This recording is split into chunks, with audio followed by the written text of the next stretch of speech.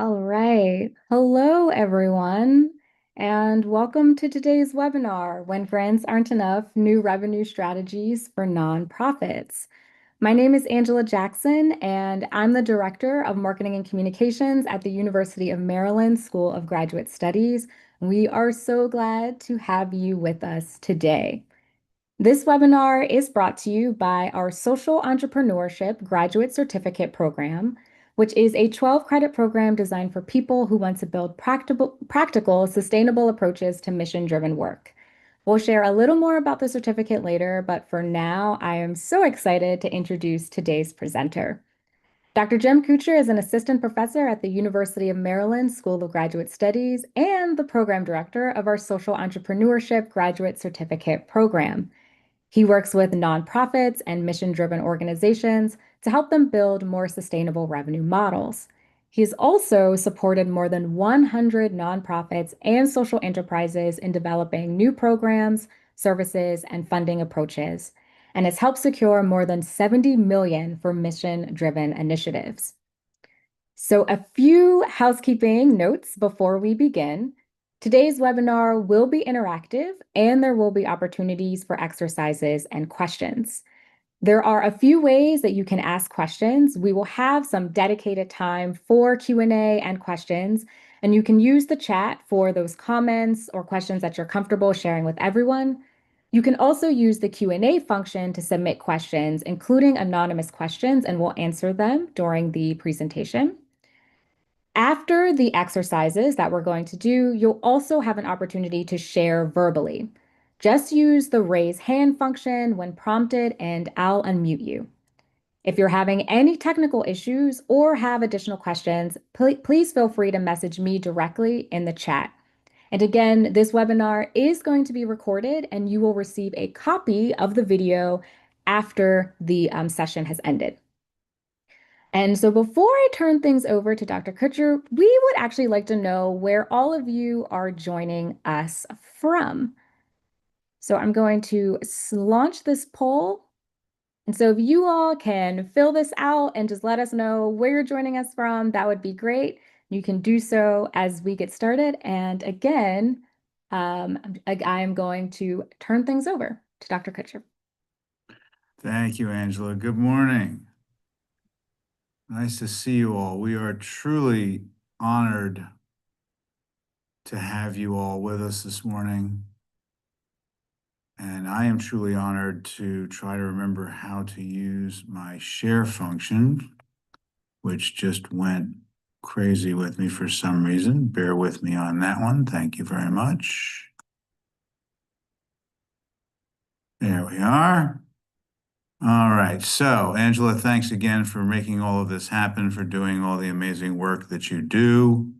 And thank you all. We are really honored that you're here with us this morning, particularly for those of you in other time zones who may be grabbing a second cup of coffee. And as Angela said, we do want this to be interactive. So as we go through our conversation throughout the morning, please don't hesitate to ask questions, and Angela and Sean Brooks, our other colleague, will be monitoring that, and we'll be happy to relay them as they come up. So let's dive in. I'm going to spend a little time at the beginning busting a few myths. Then we're going to spend some time talking about some of the things that you need to think about in trying to access some of these more alternative or earned income strategies. We will take a break, probably around 10:30 or so. Then we're going to get into some advanced techniques around capturing value. And then time permitting at the end, we will dive into a workshop. So those of you that need another cup of coffee, I'm about to give you a little bit of a jolt that may replace that. And that is that despite what you think, you are not a nonprofit. Yes, that's right. Good morning. You heard me. You are not a nonprofit. Nonprofit is a tax status. That is all it is. It is an exemption from income tax granted by the Internal Revenue Service. It is not an operating model. It is not how you run an organization. It is not a strategic plan. It is not a vision or a mission. It is simply a tax status. And unlike what many people think, as a nonprofit, you can earn and retain a profit on your operations. You can run a business that earns net income. You can pay real wages. You do not need to be paying people subsistence wages just to make sure that you don't violate your status. You can invest in infrastructure and overhead, and you can even, under certain circumstances, lobby for policy change. Now, I am not an attorney, I am not an accountant, but I can tell you that this is well enough research that I can stand on it. And if you're not sure about whether or not that's sufficient, the National Council of Nonprofits makes some great statements around some of these issues.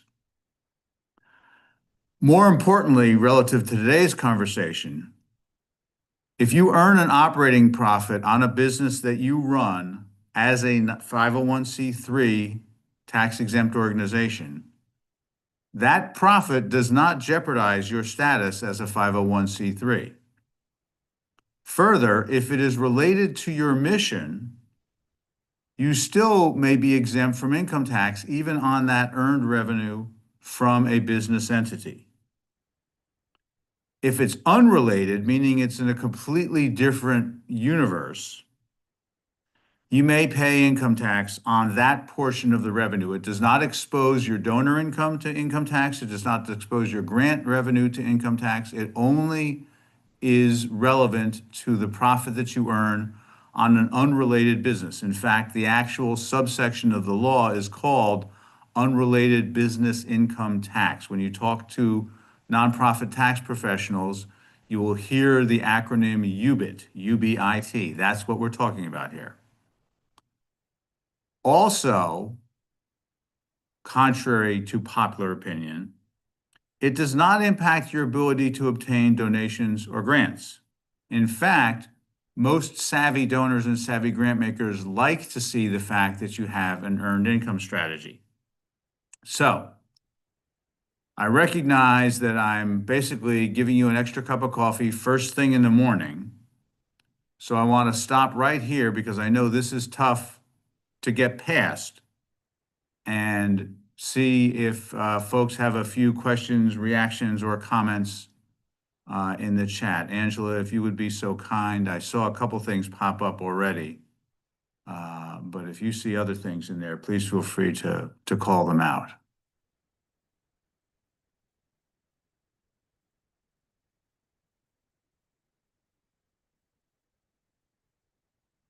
Absolutely. And so, Jim, I don't know if you can see it in the chat, but people are saying, Quentin is saying it's good to see it reconfirmed. Natalie has shared that this is really enlightening, that she never thought about this/these definitions, which are very, very helpful. Alan shared that this is a way to get us started. Absolutely, Alan. And so we have one question from GoCool. Why aren't nonprofits venturing more into this space? Oh, I saw another comment come in that said an abundance mindset and a scarcity model from somebody else. I think that's a really great answer, quite frankly. I think there's two reasons. One is the fact that in the US, we have built an industry around this mythology. And we have interpreted a lot of things in that industry that are not, in fact, true. And also, for many years, up until probably about 9 years ago, several of the authenticating organizations, Charity Navigator, those folks, actually helped to suppress and perpetuate these myths. So that's part of it. Some of it is just plain the label. In most other countries around the globe, the term non-government organization is what's used. And in many other countries around the globe, social enterprise and social entrepreneurship, which are the terms we're going to get into in a little bit, which are used to describe some of these techniques, are much more prevalent and much more well accepted, in fact, written into law in many cases. But that's a great question. And the other great answer to that is that because you marvelous humans are now part of the family that understands that these are in fact myths, that you can help to spread the word. Any other burning questions, Angela? So I think we actually have a follow-up. Gokul, I am going to unmute you if you are ready to share. Good morning.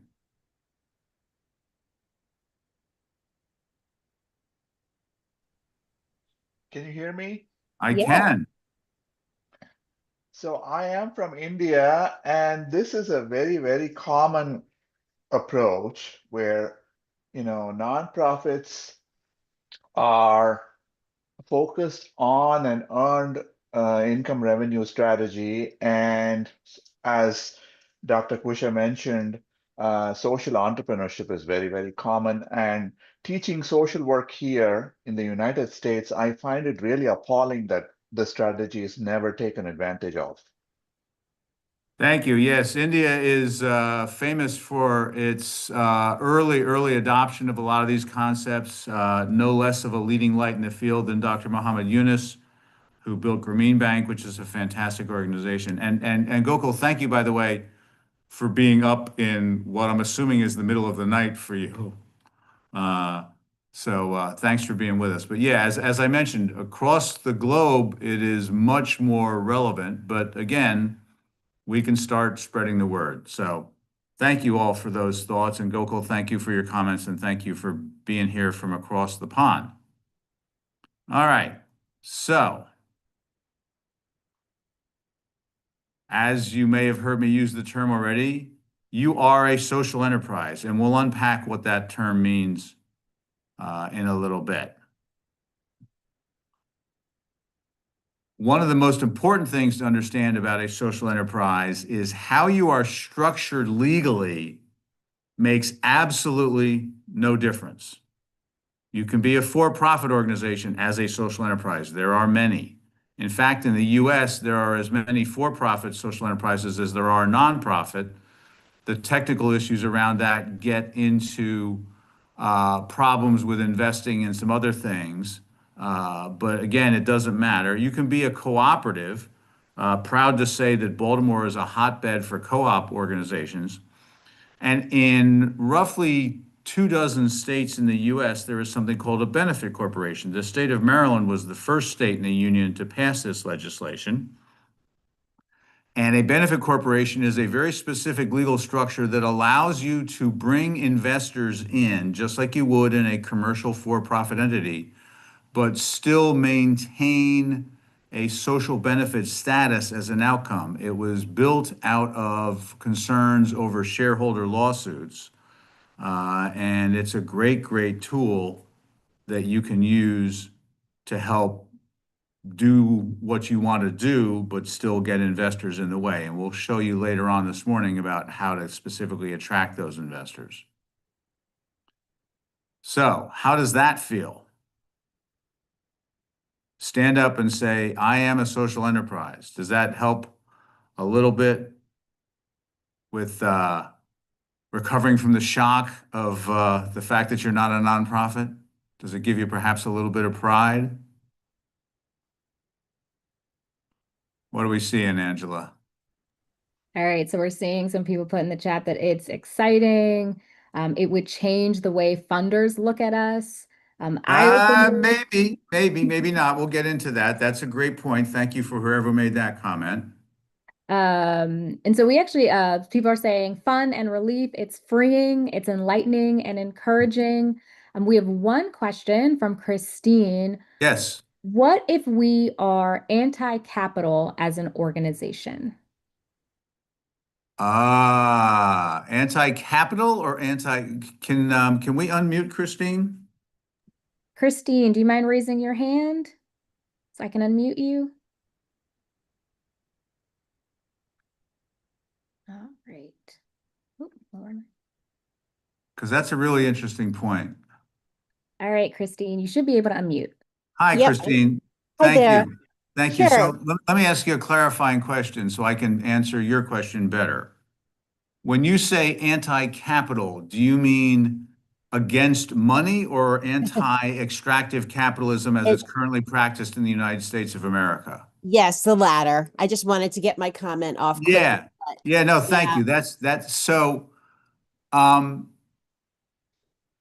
there is a difference, in my opinion, and this is a point far too geeky to get into in any great detail this morning, but I will touch on it, and I will say if you want to have a deeper conversation about this, I'm happy to do that at another time. Um, Capitalism, as its roots, is not inherently what is currently practiced in the US. And some of the earned income techniques that we'll talk about this morning use the system but use the system to generate positive social outcomes as opposed to just making huge piles of money. So it's sort of like um, using the system, I mean, systems are just systems at the end of the day, right? They are just tools to reach an end. And it's incumbent on us to determine what that end is. And extractive capitalism, which is the label I use for what's currently practiced, obviously has the goal of making a few individuals quite rich. But there are other ways to do it. And that's one of the reasons why I use the term social entrepreneurship and social enterprise so readily. So thank you for that point. And I'm sure there are many others on the call that are having that similar reaction this morning. So thank you very much for being brave enough to bring it up. It's greatly appreciated. All right. And this actually kind of echoes Christine's point a little bit as well. And that is that entrepreneurship is not what you think it is. Again, in the US, we have a very distinct definition and understanding of entrepreneurship. It has been indoctrinated through things like Shark Tank and the hundreds and hundreds of thousands of pitch competitions that are out there. I am proud to say that at UMB, where we all work, we do have a pitch event every spring, but it is a showcase, not a competition, because we believe that everybody deserves some sunshine, and the act of presenting is what helps you learn, not the act of being judged whether you came in first, second, or third. The popular perceptions of an entrepreneur are that you're just some sort of daredevil or some visionary that has an insight that no one else can see, or that you have some sort of huge appetite for risk. The popular perception of entrepreneurship is also that you just kind of have to believe it and it will happen. As Glinda said, click your heels 3 times. Or that if you build it, they will come, as in the Field of Dreams. That if your idea is strong enough, that if your concept is brilliant enough, all you have to do is make it happen and the world will be the path to your door. None of those perceptions are true. The reality about entrepreneurship is that it takes a lot of careful planning. The second reality, which is unfortunately sometimes challenging for some folks, is it does require arithmetic. It does not require advanced finance, believe it or not. It just requires arithmetic. It requires plain old hard work. And the best entrepreneurs are risk analysts, not risk takers. That's probably the biggest thing to understand is you have to evaluate the risk. You have to think about what the pros and cons are, do the math, do the numbers, and then start to move forward.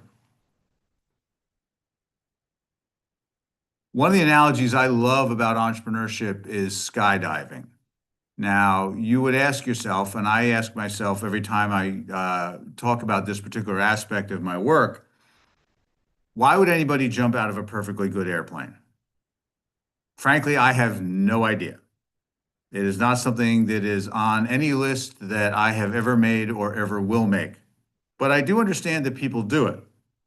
However, the important thing relative to this morning's conversation is that you don't just put on a parachute and jump out of a perfectly good airplane. Before you take your first dive, you practice on the ground. The first thing you actually learn is how to fall, right? So, how to hit the ground and roll so that you reduce the impact on your body.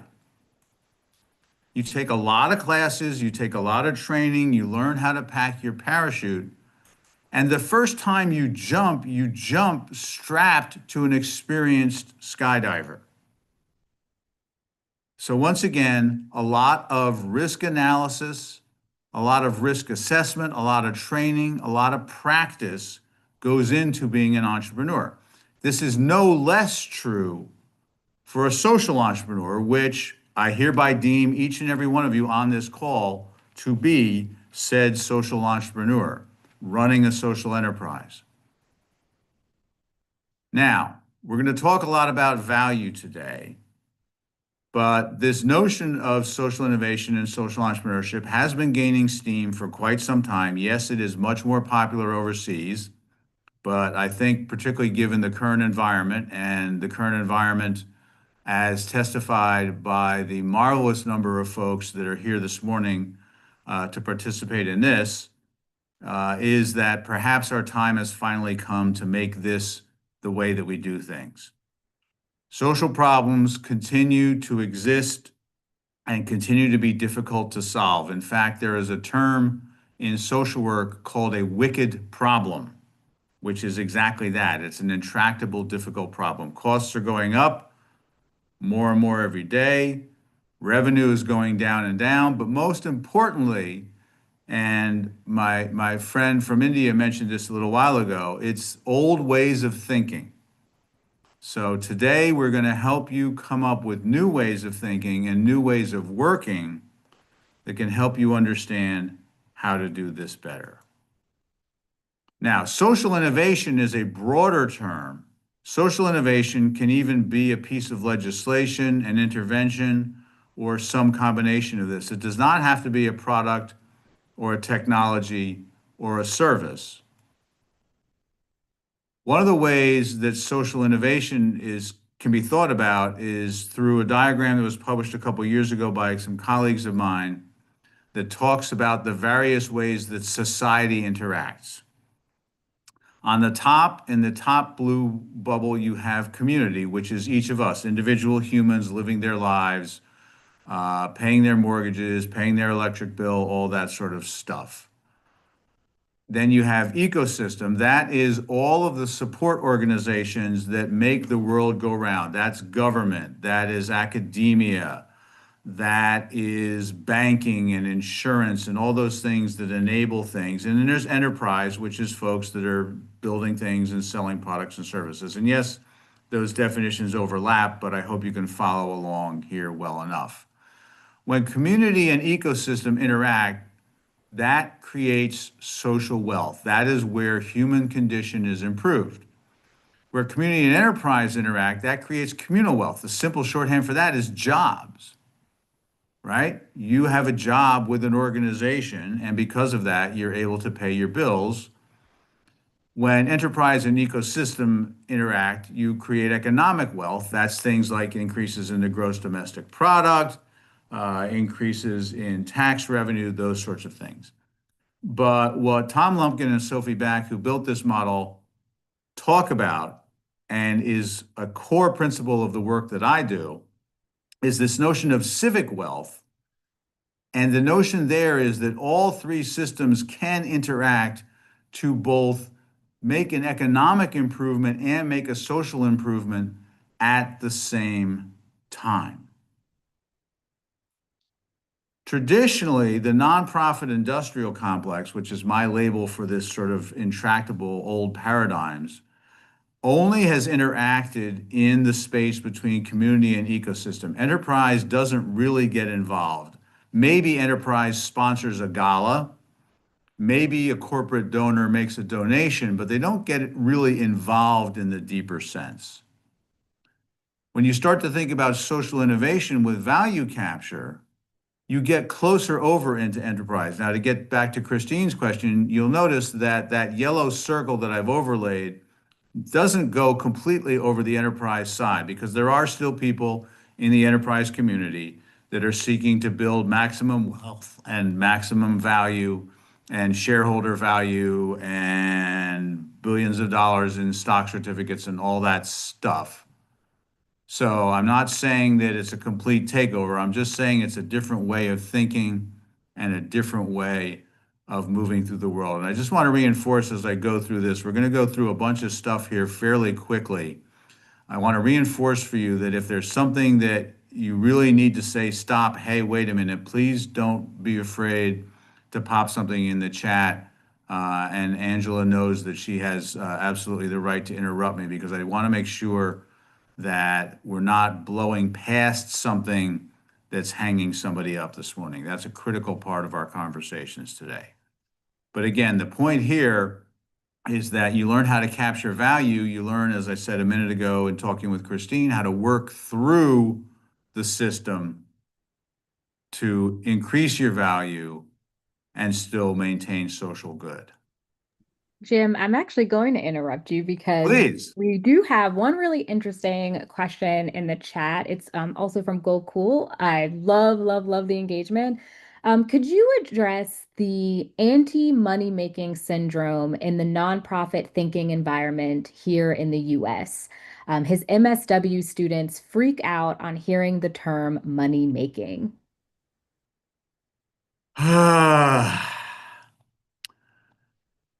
Quite frankly, some of that is just constant exposure.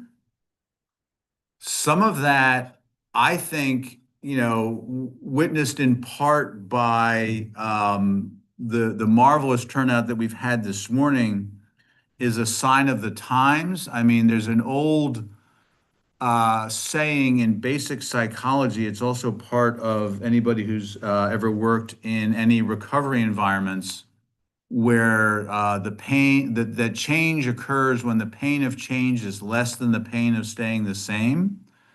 I think that, again, as we talked about a little while ago, there are myths that have been handed down throughout the years in the US.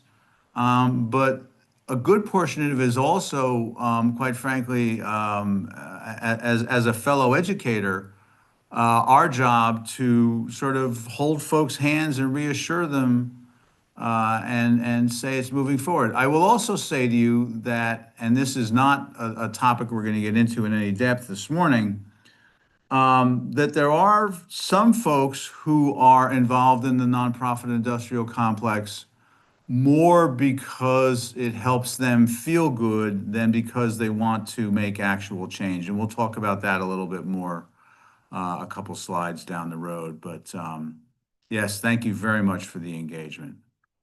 So once again, a social enterprise can be for-profit, nonprofit, cooperative, benefit corporation, and this is not the entire list. This is just sort of a general grouping. All right, Jim, do you have time for? Of course. All right. So Alan had asked, and this is kind of going back to the anti-capital. What does anti-capital mean? I would say it means different things to different people, which is one of the reasons why I tried to make the distinction about extractive capitalism versus capital, and the capitalist system in general.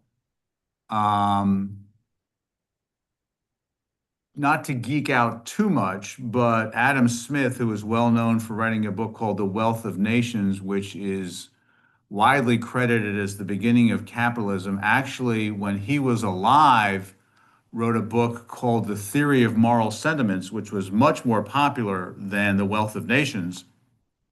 And the Theory of Moral Sentiments talked about how we have an obligation when we earn money to help make the world a better place. Believe it or not, Henry Ford, when he built Ford Motors, wasn't trying to build a massive multinational conglomerate. He was trying to come up with a way to help people earn a steady income. He was more concerned about the worker than he was about the buyer. So, or about the shareholder. So, those are a couple things to touch on. We will get to that a little bit more. I would also say that, there have been times in this country, thinking back to Occupy Wall Street, some of those sorts of things. My personal opinion, and this is I want to be very, very clear that this is my personal opinion, not my professional opinion. My personal opinion is that the anger and the hurt have built up to the point where people just want to burn the whole thing down. And I think that's more where the anti-capitalism comes from. My philosophy, as you may have gathered already, is that we can use the system to do other things. And actually, using the system to do other things is a great segue to this particular slide that is up now, which is one of my favorite small local examples of a great social enterprise. It's a company here in Baltimore called Local Color Flowers. It's run by a woman by the name of Ellen Frost.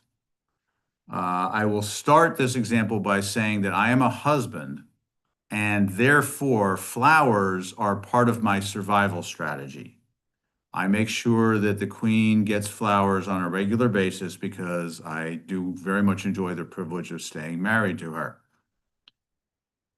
I discovered Ellen's work a number of years ago, and when I first came across her work, I was immediately struck by the fact that her flower arrangements are incredibly beautiful, incredibly unique, and competitively priced. So for the same amount of money that you would pay for your local FTD florist, you can get a floral bouquet from Local Color Flowers that is much more striking, much more unique, but still priced the same as what you would pay for a similar bouquet at any other florist. Now, obviously, the unique and striking benefit of her work comes in handy in my husband preservation strategy. But when you make a remark to Ellen about how amazing her work is, she simply thanks you and takes your money. And that's all she does. If you ask her how she is able to produce this incredible product at a competitive price, she'll say, well, all my flowers are grown within about 100 miles of the store. And if you leave the conversation there, once again, she will thank you and take your money. If you are curious, as I am, and you press further, you find out that the typical dozen roses that you might have delivered to your sweetheart on a special occasion are grown overseas. They're put on a plane, they're put on a truck, driven to an airport, put on a plane, flown to another airport, put on a truck, driven to a wholesaler, put on a van, driven to the retailer, who then makes the arrangement, puts them on another van, and brings them to your sweetheart. That's a lot of tailpipes. Flowers grown within 100 miles of the store, much lower carbon footprint. You also find out that the workers cutting those flowers overseas are being paid barely living wages. Because those tailpipe expenses aren't involved in Ellen's business model, she can pay her growers a living wage, and she does pay her growers a living wage.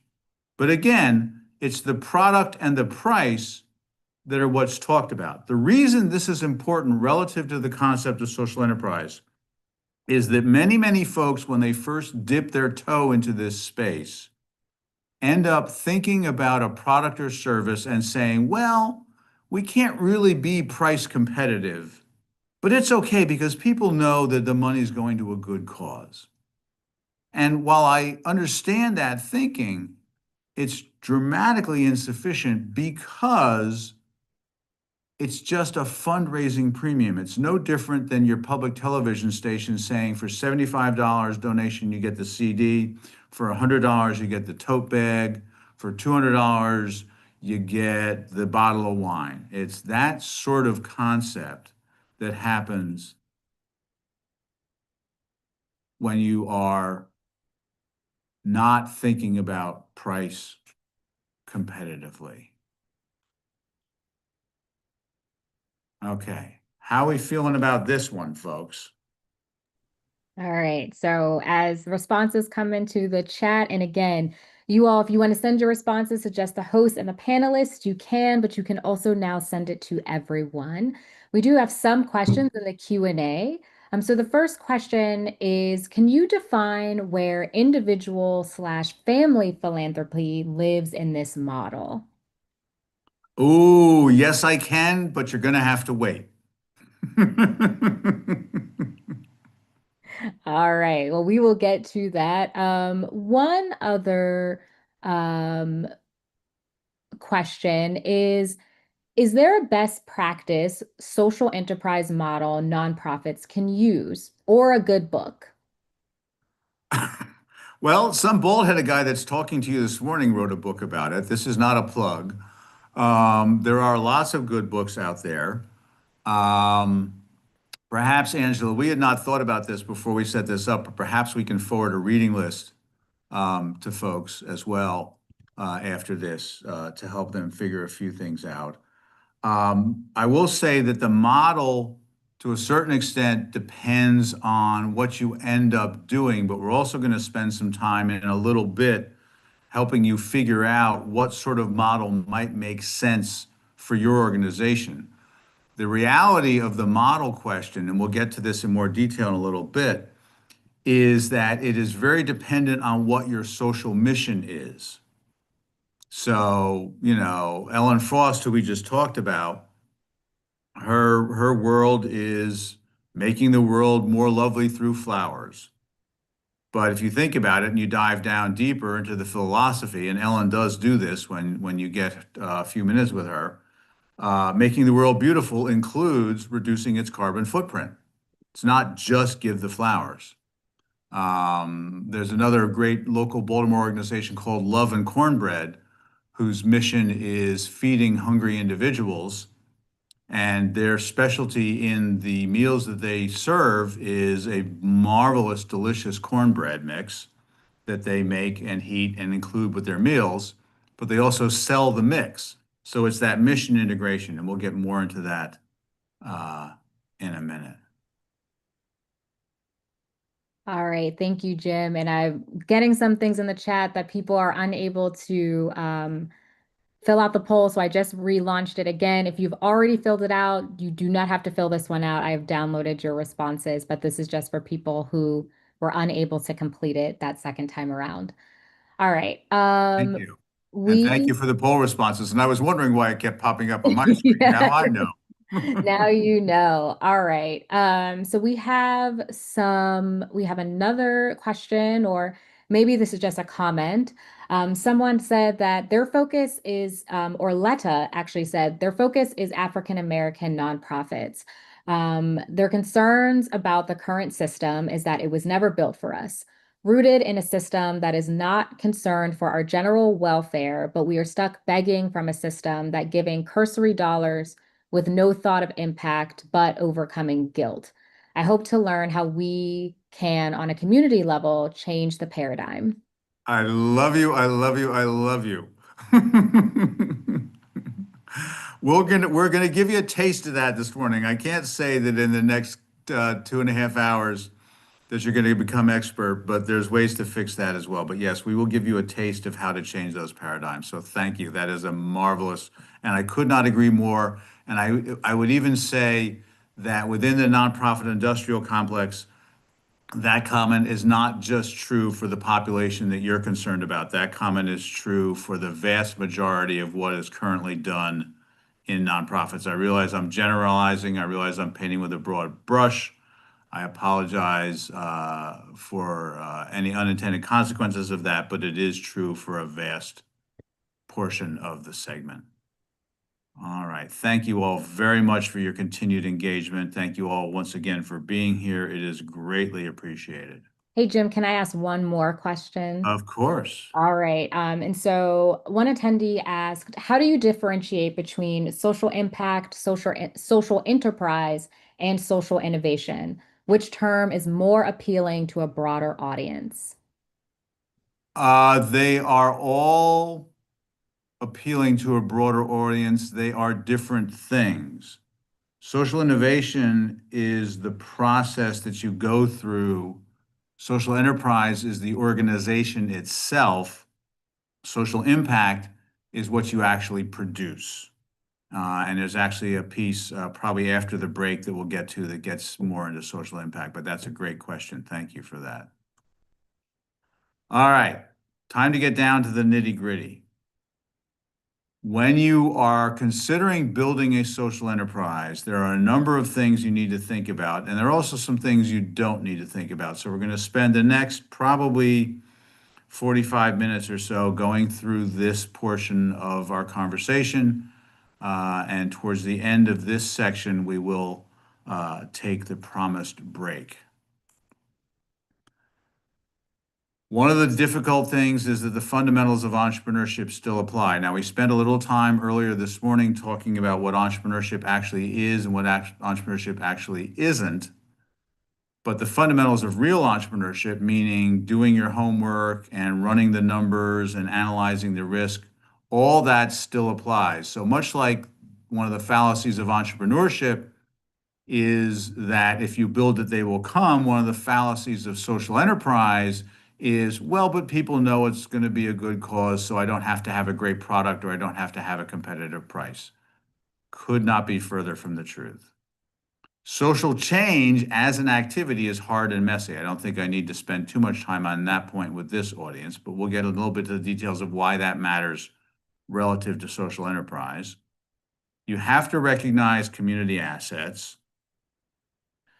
One of the more interesting things for me is that you use your social change theory as a way to get to product design. I think this gets to the question that was asked a little while ago about one specific model. The model that you use comes out of your social change theory. You do have to measure. You have to measure a whole lot of things, and you have to be very disciplined in how you measure them. One of the more interesting factors is that marketing actually has three faces. You have to sell social enterprise to different audiences in different ways. We'll touch on that in a couple minutes. How you fund it actually follows what you want to do. Unlike the traditional nonprofit that says the first thing I need to do is file for 501c3 status and set up a donor system, how you decide to build the organization then determines how you get funded. And we'll spend time on this both before and after the break. Operating structures drive decisions. Once again, how you set the thing up determines a lot of what you do as you move down the road. And then last but not least, the field is extradisciplinary, and that requires a unique set of skills. Some of the things to not think about: legal structures. We've touched on that at the beginning of our conversation. Definitions, who's in and who's out. And then again, nonprofit mindsets. So we're going to dive a little deeper into each one of these points. I'm sorry, scale and replication is the last one. That's one that I sort of banged my shoe on the table about, but we'll get to that in a bit. All right. One of the fundamentals of entrepreneurship is you need to build models. It is much less expensive to test out whether an organization will work or not on paper and on your laptop than it is to just throw it out into the street and see whether anybody wants to buy what you're trying to sell. Testing markets. There's a thing in entrepreneurship called early prototyping. There's a thing in entrepreneurship called customer discovery, where you ask people, would you buy this? Do you like my cornbread? Do you like my flowers? And to do it on very, very small scales, and even without an actual product. If I was to build something like this, would you like it? If I was to help you understand how better to build a social enterprise, is that something you would be interested in? And based on the 300 plus people that are on the call this morning, I think the answer to that is yes. Fail fast. We as human beings do not like failure. We do not like to be told no. We do not like to be told things don't work. We do not like to be told we are not as attractive as we think we are. In entrepreneurship, failure is the best teacher that you can ever have, because you learn how it won't work and you can change the model and move forward. The act of moving forward when you change the model is known in entrepreneurship circles as a pivot. That's the technical term for, I thought I was going this way. Now I'm going to go that way instead, because I've gotten feedback from the market that says, no, that's way too much money for that product or service. The other thing is that passion is not enough. There's a great book about this relative to entrepreneurship. It doesn't really get into social enterprise, but it's called The E-Myth. It's actually The E-Myth Revisited. And it's a story about someone who was a baker and was told for years that they should open their own bakery. And a year after they opened their bakery, they found they were doing websites and spreadsheets and accounting statements and hadn't baked a loaf of bread in 6 months. So you have to be able to run an operation, not just be passionate about what you're doing. Economics of one unit is a technical term that says understand what your product or service costs at the individual basis. I mentioned my friend Sue May, who runs Love and Cornbread. Love and Cornbread knows what one bag of cornbread mix costs to make. They know how much the paper bag costs. They know how much the cornmeal costs. They know how much the spices cost. They know how much the machine costs to mix it all together. They know how much they have to pay the person to get that all together and make it happen. That's the economics of one unit. If you're selling a product or service, which is only one way, by the way, of generating earned income, but it is a very popular way and probably an easier way. If you're selling a product or service, you need to understand at the unit level what that thing costs, because it's the only way that you will know whether or not you're making any money on that product or service. Ideation is the process of developing multiple ideas. What happens in entrepreneurship often is people get one great idea and think that's it, and we go running off and we click our heels 3 times and we think the world will be the path to our door. Ideation is the process of developing multiple ideas, multiple thoughts, keeping a list of them, testing them, and seeing which ones work and which ones don't. Stage gate is that process of learning that failure is your friend. You set up hurdles as you're building the organization, and you say, okay, if we don't clear this hurdle, we need to either go back to square one, or if the hurdle is truly insurmountable, we need to stop and go home and come up with another idea, which is why you keep the list of ideas that I just mentioned in the ideation point. And then as you incubate, you learn. As you build the organization, you learn, you change, you shift. All of these things have to happen. Now, one of the things that comes up a lot in conversation, and there's probably a question already in the chat or the Q&A about this, is that's not how I'm trained. That's maybe true, but these are learnable skills. And the reason I know they're learnable skills is because I've learned them over the years. And I may be the person making this presentation, but I'm no different from you. I've had lots of failures, lots of successes. So this is all trainable stuff. And if it really does freak you out, then one of the ways to solve that is to find a partner who's more oriented towards this and have them help you with the organization. Okay. Point number 2, social change is hard and messy. Unlike a commercial enterprise, you're dealing with people. I don't know if you've noticed, but people can be quirky. People can do things that you don't expect them to do. Products behave pretty much like you want them to. So it's a little more complicated. You're dealing with a community instead of a commodity. So once again, you've got multiple issues in play. You've got stakeholders versus shareholders. And you've got this wonderful thing called causality, which for those of you on the call who are deep into social work will recognize as the difference between cause and effect. If you are working in a field where you are dealing with young people, and one of those young people 30 years later discovers the cure for cancer, it's a little hard to tie that cure for cancer all the way back to the program that they were engaged in with you when they were 7 years old. A lot of things have happened in the meantime. So causality is that link between what you're doing and the social outcome that you're hoping to gain. There's ways to tighten that up, but it's a real factor in social change being hard and messy. And then sometimes, unfortunately, as we've talked about a little bit, there are folks that are in social change more for their own work and their own self-gratification than they are about making the world a better place. Community assets have to be recognized.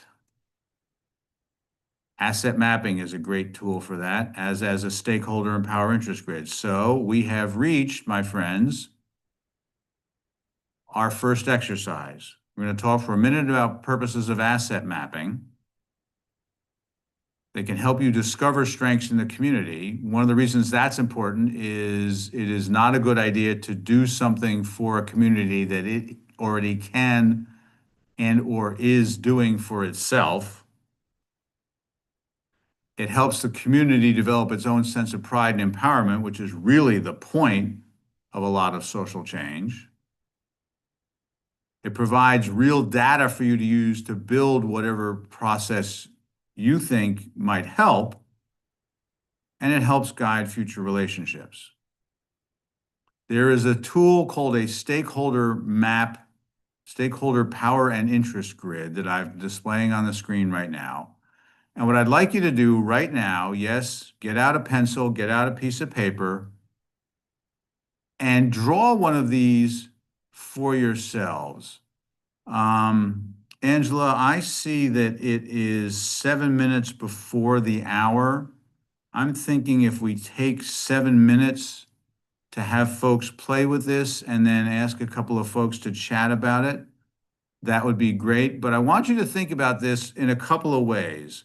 I want you to think about this in terms of who really sits in what box. And one of the things that I would caution you in your thinking about is that your funders may not be in the box that you think your funders are in.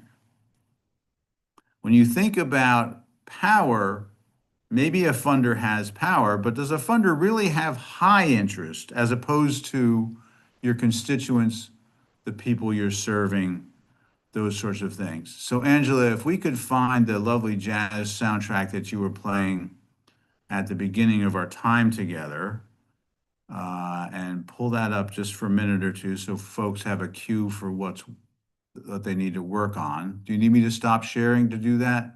No, well, yes, I think I do need you to stop sharing, but we do have a question in the Okay, chat. let's do the question first then. Absolutely. Can you please define the box labels? Sure. Let's start with the low interest, low power. That's a crowd. No different than any other crowd that is standing around watching. If any of you have been at the scene of a collision between automobiles, it draws a crowd. Each person in that crowd has an opinion about what caused that collision. None of those opinions actually matter. It's just a bunch of people standing around. People with high interest and low power can be your constituents. That's kind of where the subject labels come from. Players has to do with folks that you're actively involving in high interest and high power, meaning constantly, not once a month sending them a report, not once a quarter sending them a report, not giving them an annual outcome. Players are people that you're talking to regularly. Angela and Sean, my colleagues who are on this call with me, are players in my world because they've done a marvelous job of setting all of this up and continue to do a great job of making me look good, which is no easy task. So the context centers is probably the most difficult one. That's the one where you've got people that help frame things, but after they help you frame them, they kind of go away. So I hope that helps a little bit.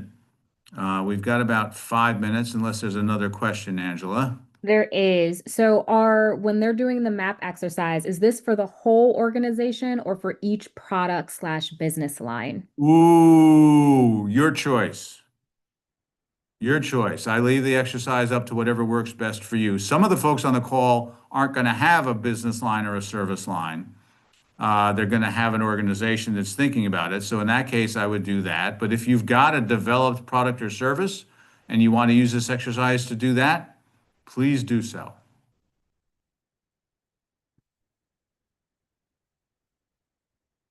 All right, I'm going to stop sharing so that we can play some music.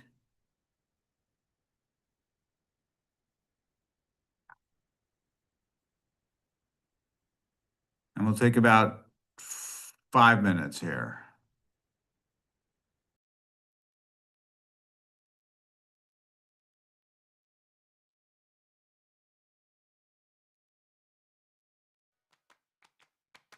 The skyscrapers causing vertigo.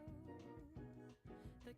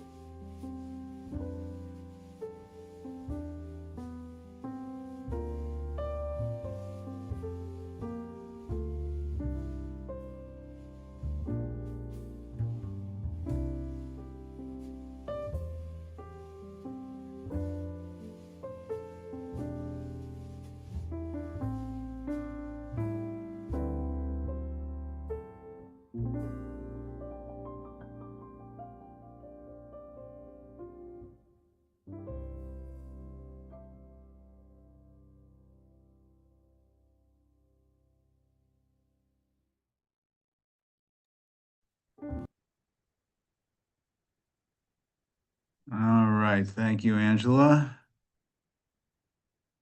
Want to take a minute and see if folks have any reactions to this. I saw some things in the chat about this is interesting, this is similar to other tools that I use, that sort of stuff. I'd love to see if anybody has a particular aha, anything that they might have discovered just in playing with this for a minute. And I certainly don't represent that this is a complete analysis, but it's nice to play with a tool for a little bit. So if there's anybody in there that's got a sort of a, oh, I didn't think this was here and it is kind of a thing, I'd love to spend a minute chatting about that.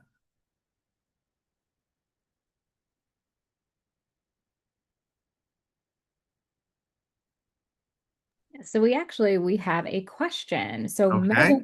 Megan asked, for an educational support service delivered in schools, I'm thinking in-school administration is high interest and high power, but district administration is high power and what level of interest? Mm. Would both be considered low interest compared to the students themselves?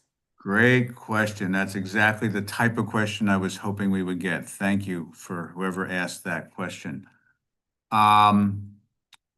So if you are working in an individual school and the school administrators are telling you from day to day what you can or cannot do, guiding your work from day to day, I would definitely call them players. If the school administrators are, here's a room, here's your time slot, all the teachers are exhausted, we're going to the break room, good luck, see you in an hour. I would put them as contact centers, not players. The district, yeah, the district is definitely going to be in the contact centers kind of place. But I think one of the things that I would ask folks to consider as they ponder on this particular tool in the coming days is that some of the people that we think are players may not actually be players. I think one of the things we do in social change, because we are often deferential to various audiences, is we give folks more power than they actually have. And that's one of the things to think about in this conversation. So great question. Thank you very much for that. Okay. Social change theory as product design. We have another exercise coming up with this point. Oh, Jim, before Okay, we go please. forward, sorry. Nope. So someone had commented that they're struggling a little bit with the context setters and fitting funders in accurately. Well, that is a struggle, no question. But again, it has to do with how often do you interact with them and what is that interaction like? Most grant makers want a report a couple of times a year, and that's about it. They don't want to talk to you every Tuesday and every Thursday. Some individual donors may be high involvement, but there's also a whole art and science in donor and volunteer management. I work sometimes with religious organizations, and you see this particularly strong in that context, where folks who are just unpaid volunteers are very emotionally involved, and there's an art and a science in saying, I hear you, but in doing that. So some of that depends on the individual funder. I would say, generally speaking, grant makers are going to be more in context. Private donors might be more in players. That's a very brief overview, but I hope that helps.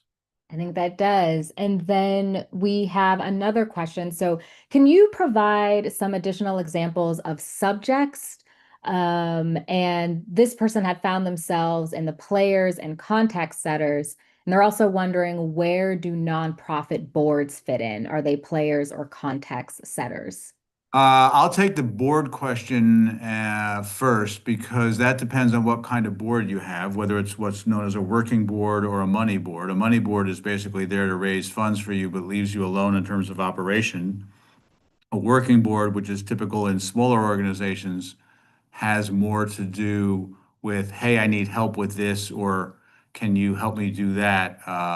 So a working board you will find standing behind the chafing dish at the fundraiser. A money board you will not find standing behind the chafing dish at the fundraiser. As to subjects, often, unfortunately, I think we tend to put many of our constituents in that category. And one of the things that I encourage folks to think about is the constituents should be more players. That's why the asset mapping is part of the conversation. So a couple of little quick thoughts. A lot more detail could be spent on that. We could spend a day on that piece. But thank you, Angela, and thank you once again for doing exactly what I asked you to do, which is interrupting me. So one of the things Can I interrupt you one more time? yeah, I was just going to say for the entertainment of the audience, unlike most people who do what I do for a living, I actually get bored listening to my own voice, so it's nice to have the interaction. Yes, Absolutely. please. So we have another question. So you had mentioned before about giving funders more power than they actually have. And what do you mean by that? Um, in the way most grant making is currently structured, there is a perceived power imbalance that doesn't actually exist.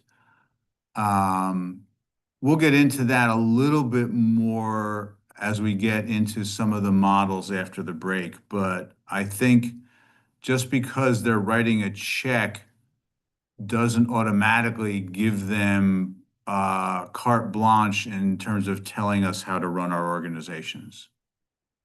And I think when you have a collaborative conversation and you push back with a funder on why you do it the way you do, you will often get a much more receptive audience than you think, because what they're asking when they seem to challenge your operation isn't really you're doing it wrong. What they're really asking is, tell me more about why you do it this way. And when you have a sound, logical answer for that, it levels the playing field a little bit. All right. So, logic models. Some of you may be familiar with logic models, some of you may not. We'll do a logic model example in a little bit. But logic models are a key part of how you design a product or service. Feasibility analysis, as we talked about a minute ago in terms of the fundamentals of entrepreneurship, and a market analysis. And by market analysis, I don't mean necessarily what other product or service is in play in your arena. By market analysis, I mean who's doing work in this space. I spent time a number of years ago sitting in a boardroom of a local nonprofit, and I looked out the window, and across the street was another boardroom of another nonprofit doing the same work in the same neighborhood. That's called redundancy. That's not going to help anybody move the needle forward. It's just going to get you into battles about who can raise more money. And is it working? So yes, they may be in this space, but you know what? The social problem hasn't changed. I mean, if you really think about it, we should be in the business of putting ourselves out of business, not in the business of staying alive for 150 years. Now, don't get me wrong, there are certain intractable social problems that will always need our help, but there are also a lot of things that can be changed for the good in the long term. So, I want you to take a minute. We're just going to take 2 minutes here, real quick. We're not even going to do the music break. I'm just going to go off camera as your cue. I want you to just very quickly jot down other people that you know, whether they're individuals or organizations, that are concerned about your concern. Doesn't have to be somebody that's doing the exact same work that you're doing or the exact same neighborhood, but other people that are doing the work that you're doing, other people that are concerned about your concern. We're going to take 2 quick minutes, jot it down on a piece of paper, just for your own reference. You'll use it later, I promise.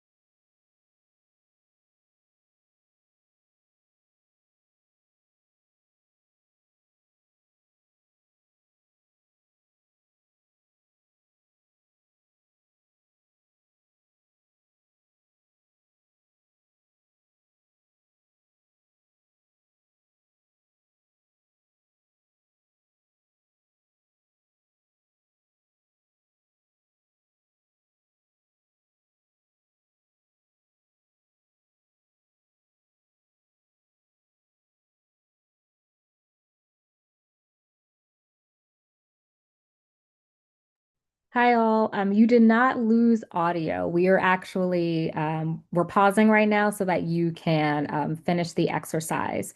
So the ask is to please develop a list of your potential partners or allies, and we're just taking 2 minutes to do this.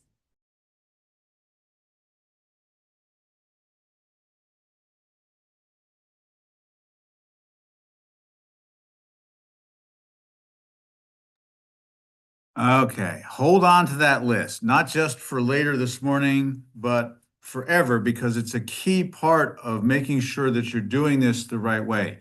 When we were on the longer exercise a minute ago, there was a comment in chat about whether this is good for just products or services or whether this is good for the larger picture. And I hope that you will continue to have faith in me, that we will get to ways to actually be rewarded for the work you do more directly rather than building a product or service.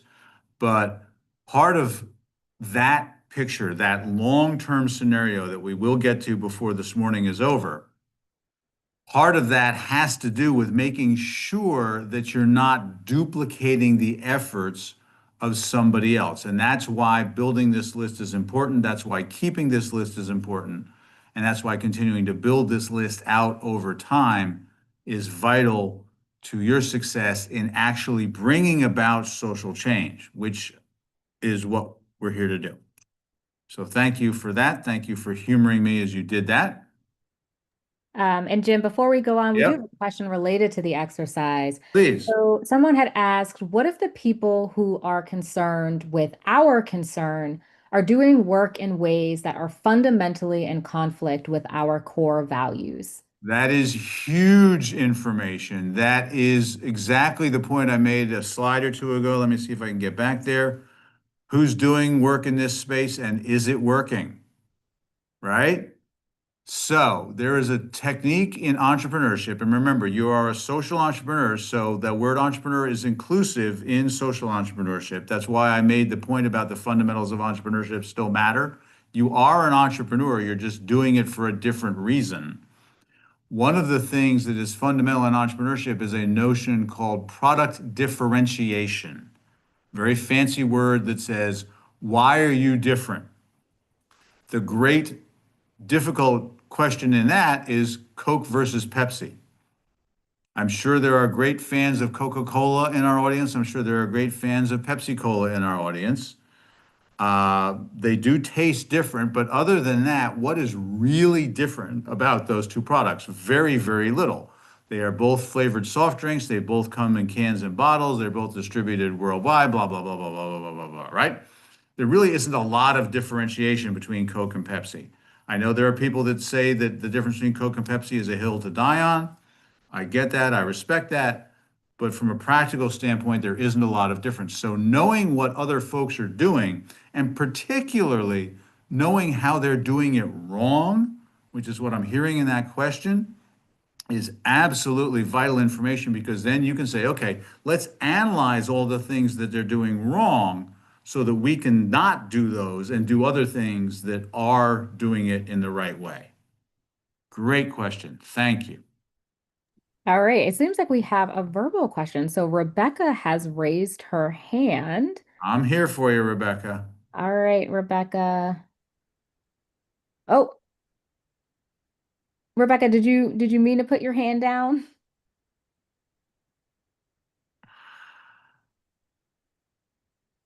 Nope, All she right. did not mean. Okay. All right. No Thank you. worries. No worries. We will march on. Thank you for that. And no worries, no shame in accidental hand raising. We appreciate the enthusiasm. Okay, so you saw my list of things to think about. Metrics is definitely one of the things to think about. We talked a little bit about outputs versus outcomes. Unfortunately, far too often in the traditional nonprofit context, we are more concerned about outputs. We measure things like how many people were fed, how many people slept indoors last night. And please do not misunderstand me for a single second. Those are marvelous things. Keeping people fed, giving people shelter, all of those basic human needs are absolutely critical. But if you think about it, our actual work should be helping folks reduce their dependency on the feeding program, reduce their need for temporary shelter, or any number of other things. Those are outcomes. What we need to start measuring, and this takes time and it takes discipline, is outcomes, not just outputs. We need to be measuring the economic and financial performance. I gave you the example a little while ago of economics of one unit, but are we breaking even? Do we have money in the bank at the end of the month? How much are we spending on copy paper? All of those little details have to happen. And again, if that's not your thing, Find somebody who can. There's a growing market in short-term temporary services, part-time support for social change organizations. Work with one of those. Get yourselves into an incubator or an accelerator where you can develop relationships with accountants and insurance agents and all that sort of thing. If it's not your thing, that's okay. You don't have to become a CPA to be concerned about metrics, but you do have to understand that they need to happen, and you have to understand what they mean. A good financial professional can help you with that. Social effectiveness. Again, are we actually making a change? And institutional legitimacy. This is a huge issue, particularly in organizations where the staff of the organization may not look like the people that are being helped, right? Do you have legitimacy with your constituents that you are someone who can genuinely be trusted over time? When you go into a neighborhood and you start to ask questions around neighborhood capacity, when you start to do community asset mapping and some of the other things we talked about a little while ago, you find that a lot of times people will look at you and say, yeah, I had another program here 2 years ago that said they were going to do the exact same thing. They lasted 6 months and they were gone. So why should I trust you? Right? That's institutional legitimacy. Why should I trust you to be a partner with me in this as opposed to just someone that wants to just perform services? It's a huge issue. Performance leadership. How's your team doing? What sort of management systems do you have in place? What sort of accountability systems do you have in place? Are your budgeting processes focused on results? What sort of information and knowledge do you keep? Oh, yeah, there's a piece of paper in a drawer somewhere is not a sufficient tool for information and knowledge production. External evaluations. Who's checking on what you're doing? All of that stuff has to happen, both formative and summative. I mentioned marketing has three faces. This is one of the ones that I find particularly interesting. If you are selling a product or service, you have to market the product, not the social benefit. That's one of the reasons why I use local color flowers as an example, because Ellen does a marvelous job of saying, no, my product is good, my prices are competitive. Oh, by the way, I do have this social benefit, but that's not what she's selling as opposed to the fundraising premium. The community wants to know you care. It's that institutional legitimacy that we talked about a minute ago. And forgive me, this is a popular term when I start to rant and rave, the white savior industrial complex, which is unfortunately a fact a lot of places in the nonprofit world. The funding has an expectation of return. Money always wants something back, but charity, philanthropy, and investors each want something different. That's where finance follows function. That's where how you fund this comes into play in terms of how you build it. Charity, philanthropy, and market are all ways of earning revenue in an organization. And when I say market, by the way, I also include things like pay for success, which gets back to the comment we had a little while ago about selling a product versus raising money differently.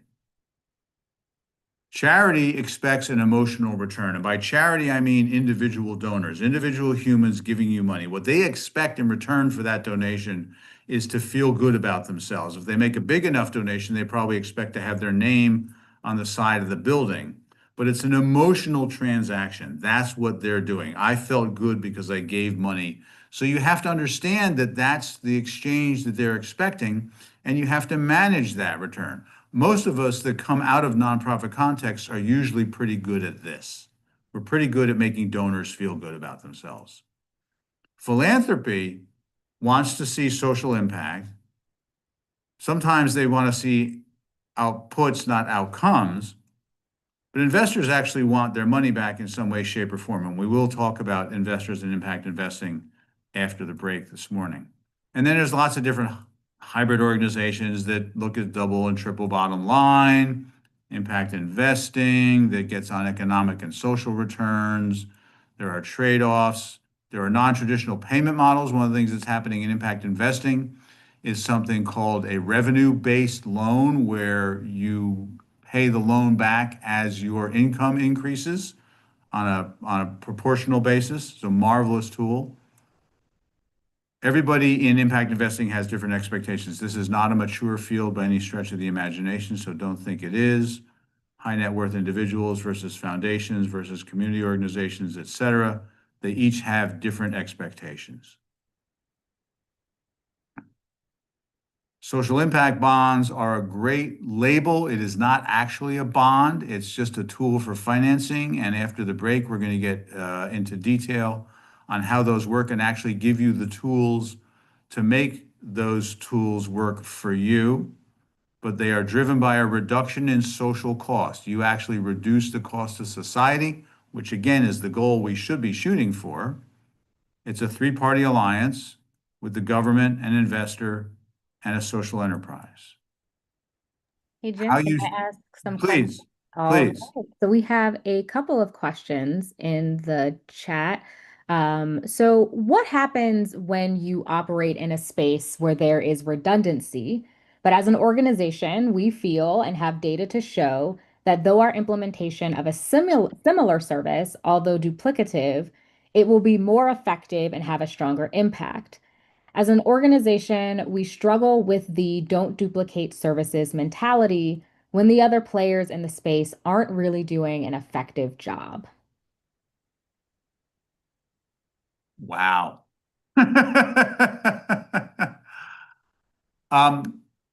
Can we have that person unmute for a minute? Absolutely. And so, Sarah, do you mind unmuting?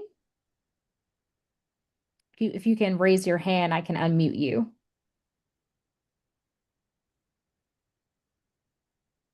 All right. Oop. Oh, there we go. All right. Okay, Sarah. Hi, Sarah. Hey. Hi, how's it going? It goes well, thank you. And you? I'm great. I'm really enjoying this conversation. I feel like a lot of what you're presenting are things that we really resonate with and have been working on and fighting some narratives here. A big one that we face. So I'm in Louisiana. I'm in South Louisiana. We are probably the largest comprehensive social services provider. It's a Catholic Charities organization here. And so we interface with every sort of social determinant of health or integral human development, space.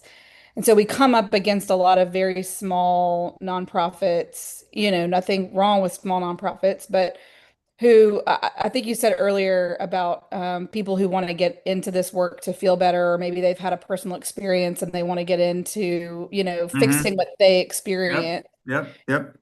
It reduces a lot of resources here and, a little Yes, bit here, a little bit there. And yes. so we fight this narrative of, but so-and-so's already doing it. Why do you want to do it? And the reality is, we want to do it because we have a bigger reach, we have a bigger administration, so our overhead is lower, more Right, dollars can go to the right. services. Yep, But typically funders, donors, community members, et cetera, it's always don't duplicate, don't duplicate. Even our, community foundation or United Ways that are here presenting and trying to encourage yeah. this work, it's always, if you're going to do this, don't duplicate. And I've I started hear telling you. nonprofits, like, look, we are going to duplicate because we could do it better. And so you can either merge with us, we can acquire you, and you can continue to do this work, or like, I'm going after your contracts, not in an ugly way, Well, but I would say that there's nothing wrong with any of those strategies personally. I would also say that there is such a thing as mergers and acquisitions in the nonprofit space. I have participated in several where smaller organizations are assimilated. I would say that you might consider approaching that smaller organization and say, "Hi, is your overhead killing you? Guess what? We can expand your reach and move you into our back office, so they kind of become subsidiaries without completely losing their identity."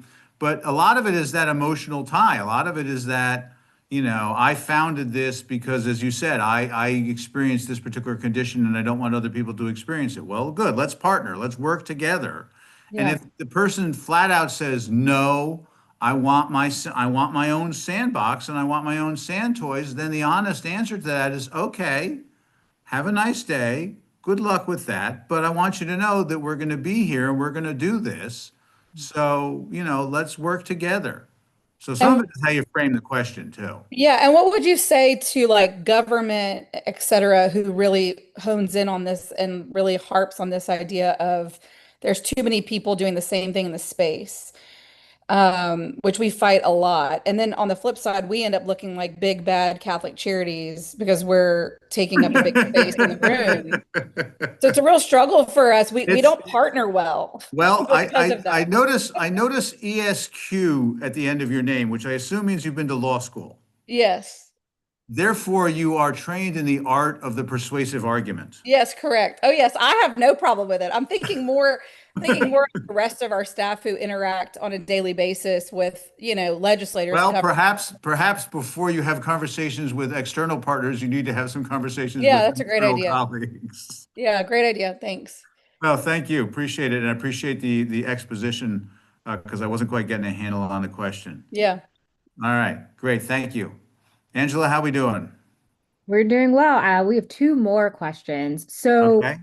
would the amount of resources used stemming from a frugal mindset be a metric for measurement of success? In a resource-constrained environment, I have seen this as being considered as an indicator for measurement of success. Well, organizational efficiency is absolutely a metric that you want to track. There is a fine line between what used to be the metric, which was that you had to put at least 85% of your funding into direct service delivery, and anything more than 15% was considered a sin against humanity if you spent it on back office. So you had people with 20-year-old computers and chairs with a broken leg. That thinking has changed. So if your spending is on infrastructure, then I would say it's money well spent. So if that's the question, then I would say, how frugal you are also depends a little bit. And it goes back to the point I made at the very beginning of our conversation, which is one of the myths about nonprofits is yes, you can pay competitive salaries. Yes, you can buy new computers. Yes, you can have a decent chair to sit on, which that frugality thing, I think, cuts against that side. Fantastic. And then we have another question. And this is to everyone, if people want to answer in the chat, but also Dr. Kutcher, do you have case study examples of successful mergers? She's intellectually 100% sold and would love to see/meet some more evidence. Yes, I do. Find me outside. I don't want to tie up too much of our time today on getting into those case studies, but yes, I can give you cases. And there's also a lot of case studies on social enterprise that do it. So find me outside and we can talk about that one. All right. So operating structures. Again, form follows function. How you set this thing up. Are you for profit? Are you nonprofit? What are you trying to do? Meaning, what's the actual change? How are you going to know when that's done? There's those metrics again. How are you going to get there? What's the logic model? What's the path to get there? How's that going to get paid for? And charity may be a good answer for some cases, but capital stack strategy comes first. So we're going to talk about capital stack in just a few minutes. And once again, you can change legal forms. You are not, if you decide for whatever strategic reason that filing as a 501c3 organization is the best move for you, and you realize later on that you need to be a benefit corporation, you can change it. It's not carved in stone forever. You need to pay some attorneys, you need to make some filings with your government, but other than that, it's no big deal to change legal structures. They are model specific, they are situational. Philanthropy is a great angel investor, and we'll give you an example of that after the break. Subsidiary entities can be useful. Sometimes you need to set up a subsidiary corporation to wall it off. And again, this is the place where a good attorney and a good tax advisor are very helpful. Starting a new venture is not always the best answer. We've covered this a little bit. There's ways to capture value. There's ways to improve the social conscience of a for-profit entity, public-private partnerships. But remember, change is the goal. right? In the words of the late James Brown, hit it and quit. The field is extradisciplinary. It requires entrepreneurship. I think we've made a great point of that. It requires social work skills. It requires nonprofit administration skills. It requires public administration skills, which is how you deal with larger systems changes. Again, you do not need to be an expert in each of these corners, but you do need to recognize that these skills are necessary and you need to have them somewhere in your world. And if it's not your thing, you need to be able to speak enough of it that you can have an intelligent conversation with the person in your organization whose thing it is. All right, coming up on a break, things to not think about. Legal structures, definitions. Are you a social? Who's in and who's out? When I was first in this space 20 plus years ago, there were people that thought that if you took $1 of donated revenue or you took $1 of grant money, you were not a social enterprise. And only thing that was a legitimate social enterprise was if you were 100% earned income. Happily, that argument has fallen away. And again, nonprofit mindsets. Nonprofit is a donor-driven strategy. For-profit can offer equity. B Corp, which is not a legal structure, by the way, it's just a strategy. Benefit corporations, which I mentioned a minute ago, L3Cs, which are another variation that exists that's very interesting. My issue on definitions is you know it when you see it. What context it's in matters. And as we've said, form follows function. In terms of who's in and who's out, we need to build an army. And just because a sound model doesn't fit our paradigms doesn't mean we should reject it.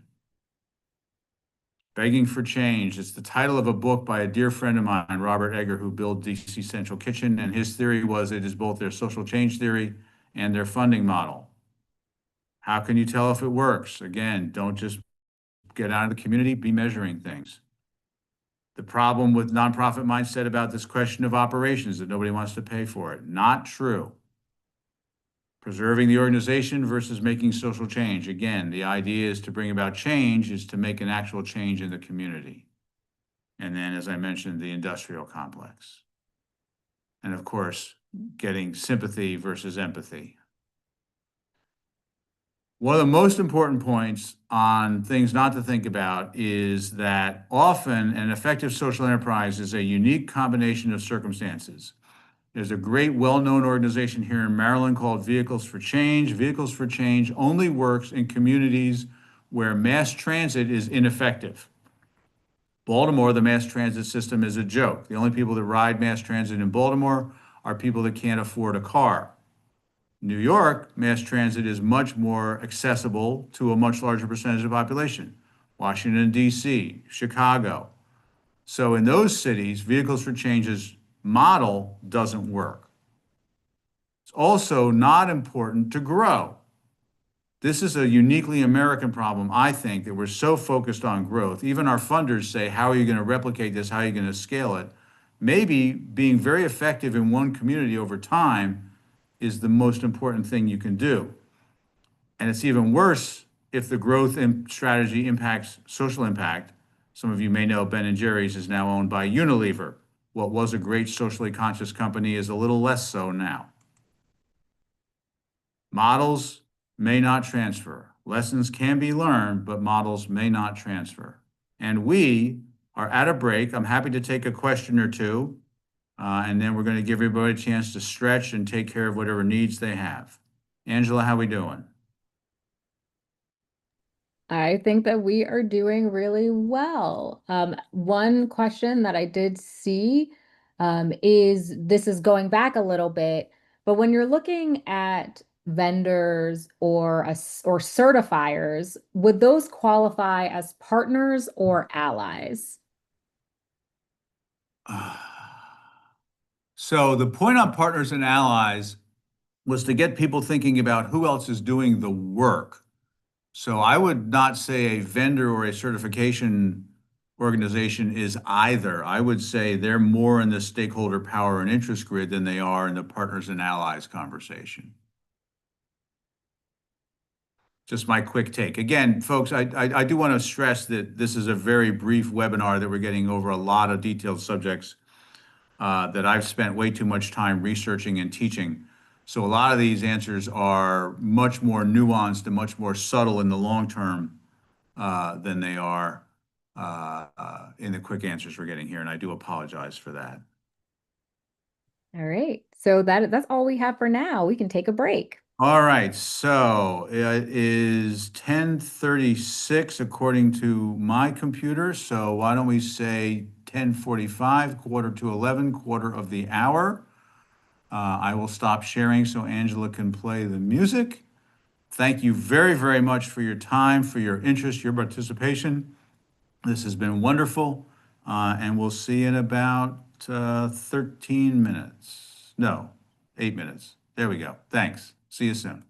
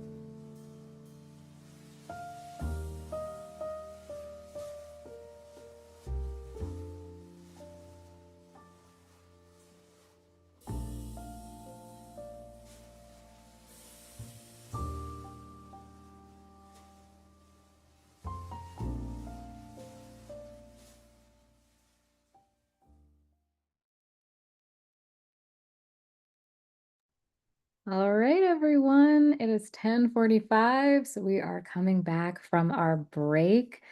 Um, okay, so again, we are so excited that you are here. Thank you so much for joining us today.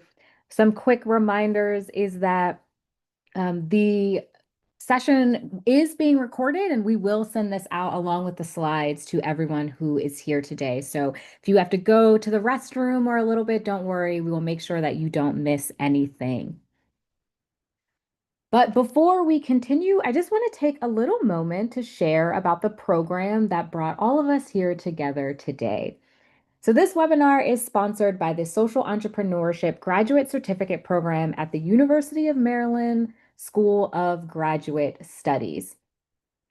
So the program is a 12 credit, fully online certificate designed for working adults like all of you here who want to build or strengthen their skills in social impact, nonprofit innovation, and sustainable revenue strategies.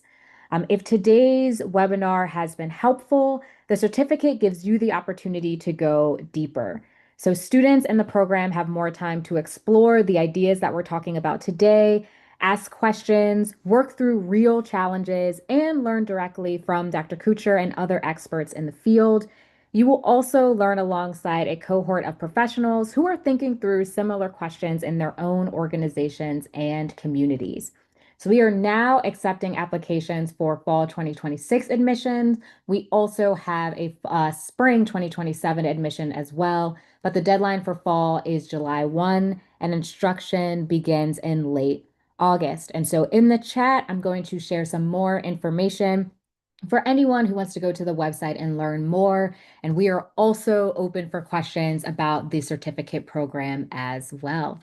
So again, I'm going to turn this over, back over to Jim. Thank you, Angela. I say with no humility whatsoever that it's a great program, and we would be honored to have some of you folks involved. And as Angela said, if you have any questions about that, feel free to find me. My contact information was at the beginning, and you will see it at the end as well. But it is jkucher, Kucher, at umaryland.edu. So, hope you had a chance to stretch your legs, get a little fresh cup of coffee, because we're going to dive into the real meat of this. Up until now, we've been setting context. Hopefully, we've had some revelations for you in terms of changes in your thinking. But now we're going to get into, okay, smart guy, how does this actually work? And as I said a little while ago in the things to think about, finance does follow function. I mentioned charity, philanthropy, and market revenue. In entrepreneurship circles, there is a notion called a capital stack, and it is one of those other entrepreneurial things that you need. My apologies, a click too soon. One of those entrepreneurial things that you need to understand how it works, what it's about. Capital stack is a convenient phrase used in the investment world that relates to when certain types of money come into an organization. So you don't just, in commercial entrepreneurship, start out one day with an interesting idea and have a huge investor pool the next day. You have to build a stack of capital. You have to build revenue and income as the organization grows. In social enterprise, most often, charitable sources are your super early funding. It's individual donors helping you get your feet off the ground. As you start to build capacity and strength, you start to develop relationships with grant makers, and you move through that relationship. And then you get to earn value, which is the ultimate goal and the place where we are going to end up before today is out. If you are selling a product or service and you have that sort of revenue as part of your earned income strategy, that can come in much earlier. If you're shooting for earned value in some of the more complex scenarios that we'll talk about in a little bit, you do have to play with this a little bit more in terms of capital stack. The important thing for this morning's conversation is knowing that, knowing that this is a thing and that it's a tool that you need to understand, and that not all money comes in at the same time in the same way. All right, the meat and potatoes, my friends. This is a logic model. We talked a little while ago about logic models. We never really showed you one. That was sort of on purpose. Logic model is nothing more than a diagrammed if-then statement.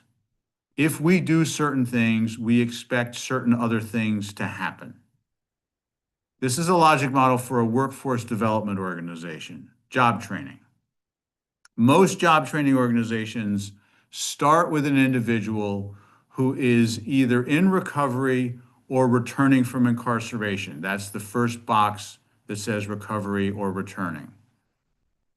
The workforce development organization teaches those individuals a skilled trade, culinary skills, carpentry, electrical work, building trades, maintenance work, basic skilled trades most often, and then they place them in a job. When that program is done and those folks have achieved those skills, they're placed in a job. And the typical nonprofit workforce development organization then has a party because Jim is now clean and sober and has a job and may not be relapsing into the circumstances that caused them to be in the place where they had to come into our organization for help. Very simple model, very basic organization, but logic models often, I think, become far more complex, and part of the skill that you want to develop as a social entrepreneur is being able to distill the logic model down to its essence, as we are here. Now, this slide is going to look the same for the next couple of minutes, but I want you to think about the yellow outline as we move through this example. So that workforce development organization as a nonprofit doesn't charge a fee to a client, doesn't charge a fee to an employer. Maybe the employer makes a donation, and is typically funded with grants and gifts. However, there are a lot of organizations, the yellow box now being in the middle, that teach people job skills that charge a fee for it. They charge a fee to the client, and they charge a placement fee to the employer. Those folks are absolutely 100% investable. They are 100% bank fundable. They can take out a loan and say, look, here's my fee structure, here's my revenue, lend me the money to grow because I have proof that I can pay it back. Thinking about that type of organization as a social enterprise, because you have concern for the human condition and concern for those people that are coming from those difficult circumstances, you probably don't want to charge a fee to a client. But you should be getting paid to place those employees with your employer. And again, there is nothing that says that you can't earn fees, right? All the way back to the beginning of our conversation this morning, a nonprofit can be paid for what it does.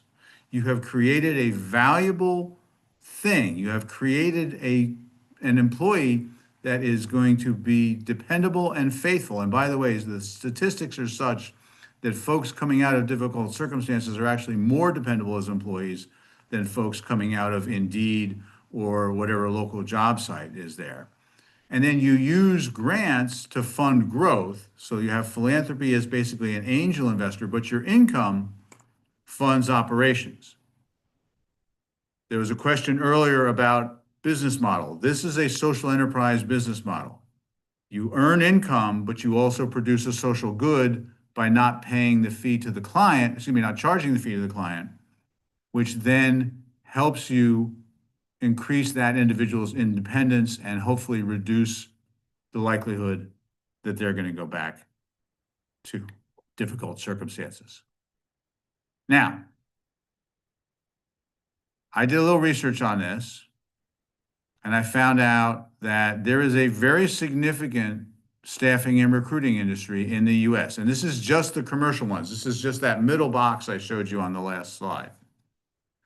I also did a quick Google search and found 21,000 nonprofits in the United States with the phrase workforce development as part of their name. That is nowhere near representative of all the organizations doing workforce development because a lot of them have different names. but there are 21,000 that have that phrase in their name.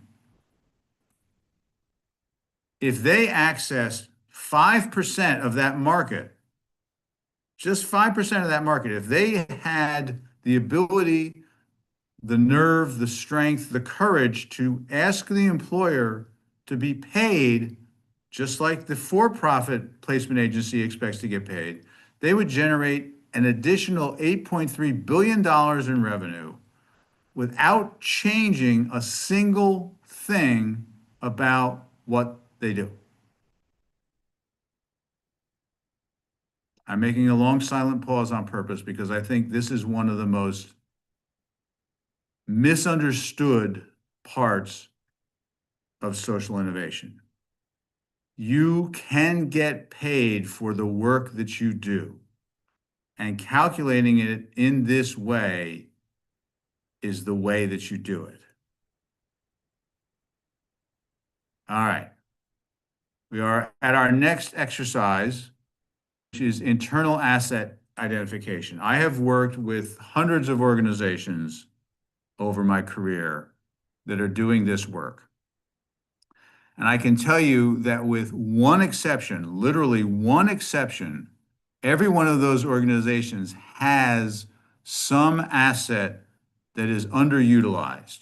It could be space. For example, you have a computer training room where you teach classes 2 days a week. Well, what's it doing the other 5 days a week? It's sitting there. You have, in religious contexts, a fellowship hall or a church kitchen. You have program outcomes like a trained workforce, those kinds of things. So what I want you to do right now is just take 2 minutes. I see that it is 3 minutes of the hour. We're going to wait till the top of the hour. And I want you to jot down what first comes to your mind of those assets. And then I'm going to ask you, those that are bold enough, to share a few. And we're going to talk for a couple minutes about how you can turn those into revenue. So take 2 minutes, come up with something. I guarantee it's there, and then we're going to talk about it.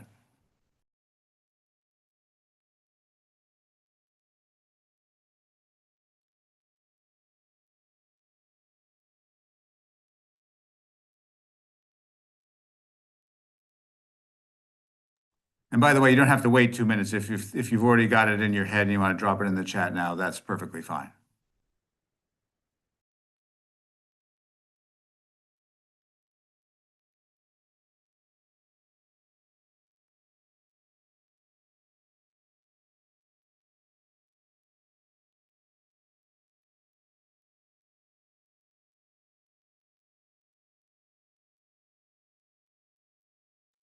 So Jim, I know people are focusing on their exercise, but in the chat, we have some questions specific to the Sure. exercise. Sure. One of them is, you don't have IP on this list. Is that on purpose or part of the program outcomes? No, it is an error on my part. Thank you to whoever thought of that. I will make a note for the next time we do this. All right, so IP does count. Another question is, where does social capital fit? It doesn't in this list. Great question, though.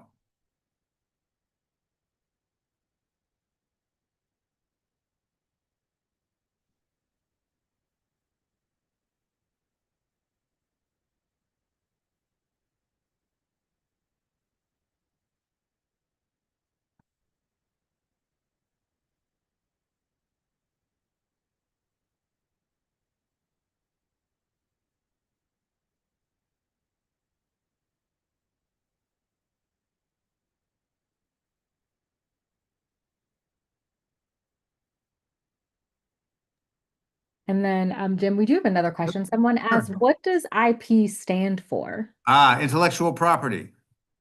And since it is now 11, we'll start with that as the list. And then, Angela, if you would be so kind as to pull out other examples as they come in.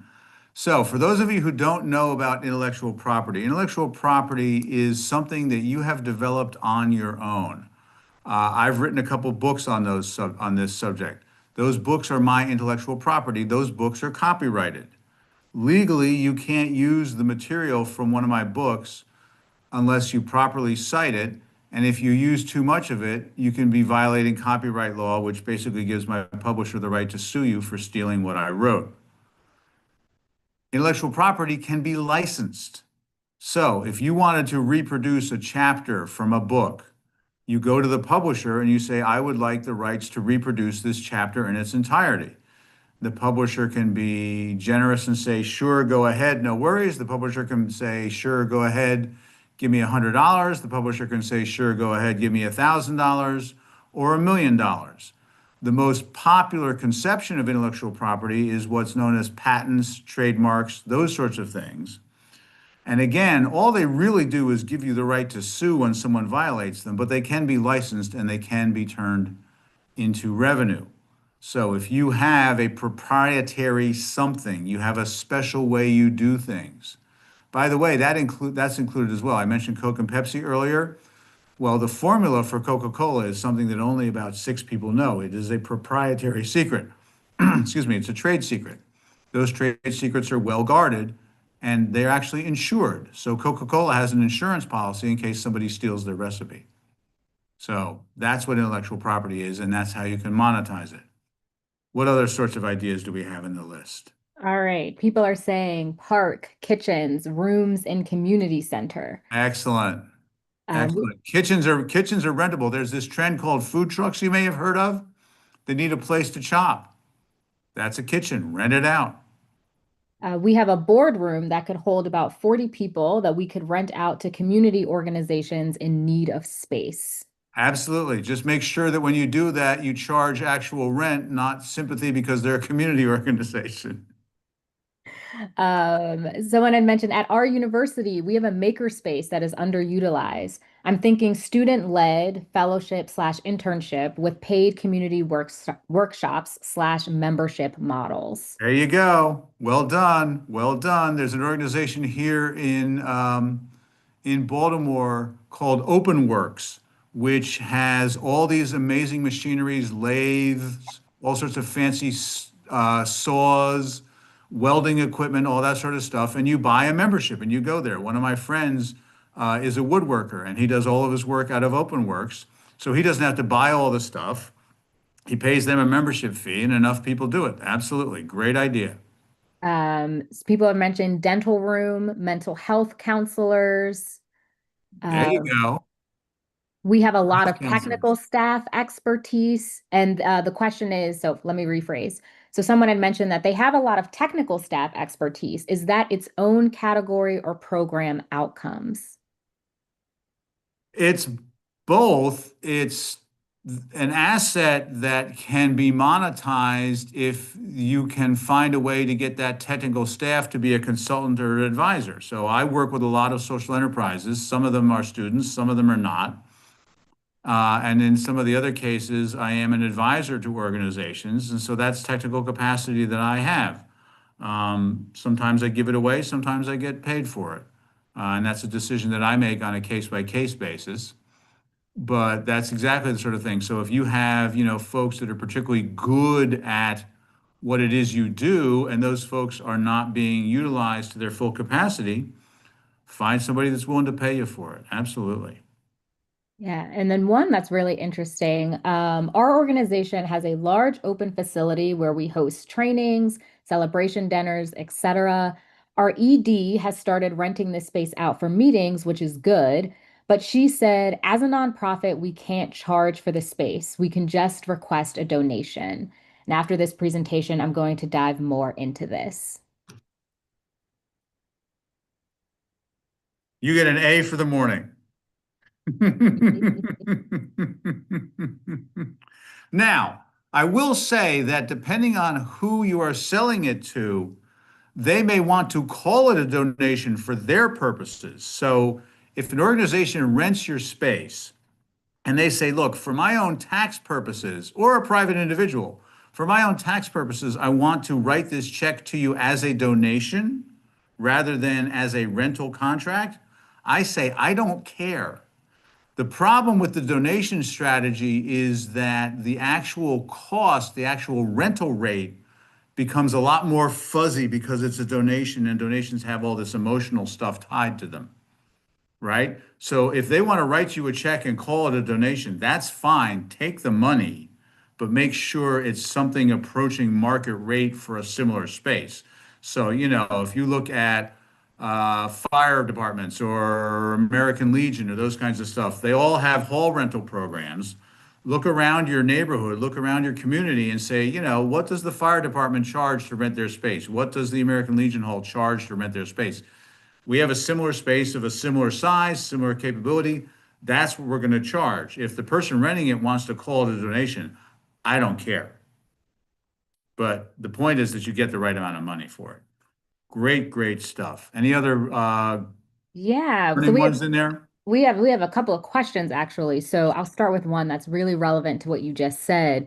Does that get tricky since they're getting something in exchange for the donation? Well, money always wants something. And any public television organization sends you a tote bag if you give them $30. So it's not really that different. It doesn't create, again, I'm not a tax attorney, I'm not an accountant. It doesn't create any differences in your tax organization. Whether it creates a shift in a power dynamic between you and the donor, that's up to you to manage. Great. Great question. Another question we have, does unutilized human resource get counted as an internal asset? Meaning you have people, can we have that person unmute for a moment? So this was sent in anonymously. So if you Okay. want to ask the question directly or add some more context in the Q&A, that would be great. What I'm getting at is, does this individual mean that I have staff that we're paying that are kind of sitting around? We'll wait for them to provide some more context. But while we're waiting, we do have another question, which is how does AI impact or change this space? Are there things we should look out for? I don't think AI dramatically changes the notion that social benefit needs to get paid for the good work it does.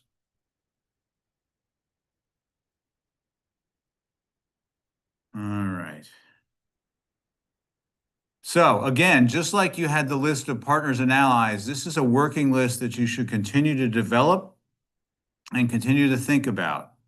And it's kind of like finding loose change in underneath the couch cushions. The fact that it doesn't amount to much doesn't matter because, as you know, in today's fundraising environment, any dollar that you don't have to go through traditional channels to get is a dollar to the good. And once you sort of break the seal on this kind of thinking, a lot of opportunities all of a sudden start to become apparent and available. All right. Now for the fun stuff. And for those of you who think your head is hurting a little bit from all of this, we are going to use arithmetic. The good news is I've already done the arithmetic for you. So this is an example of an organization that is using an impact investing strategy to build earned revenue. This is the getting paid for the work you actually do. This is not the product or service or the more direct output like the workforce development. This is long-term social change and how you get paid for it. So I'm going to go very slowly, and I want people to be honest when their heads explode to stop and talk about what I'm talking about so that we can make sure that everybody is up to speed before we move on. It's not hard, but it does take a little bit of thought. So, starting with the yellow box. In the state of Maryland, it costs the taxpayer just under $40,000 a year to keep someone in jail. That's what PPPY stands for, per person per year. The fact that it costs $40,000 is its own set of problems, but it is nonetheless a fact. It's actually a little higher than that this year, but it's still a good basic number. The recidivism rate, the number of people who are returning from incarceration and will eventually go back, is just under 50%. Also tragic, but nonetheless a fact. What that means to the state government and the city government in Baltimore, Maryland, is that the government entities need to set aside $15,000 for every person that they return from incarceration.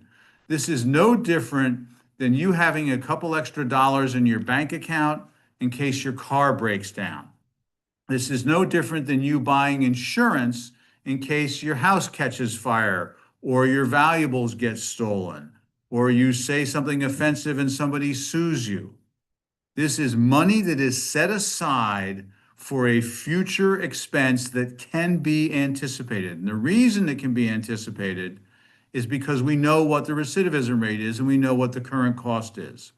So, believe it or not, in some way, shape, or form, the finance people in your local governments, your city and state governments, and the federal government to some degree, are consciously setting aside money now for the eventuality of someone who is going to return to incarceration at some point in the future. And that number in the state of Maryland amounts to $15,000 per person per year. These are not Jim Kuchar manipulating finances. That yellow box is 100% fact. Like it or not, it's fact. Now we move to the blue box.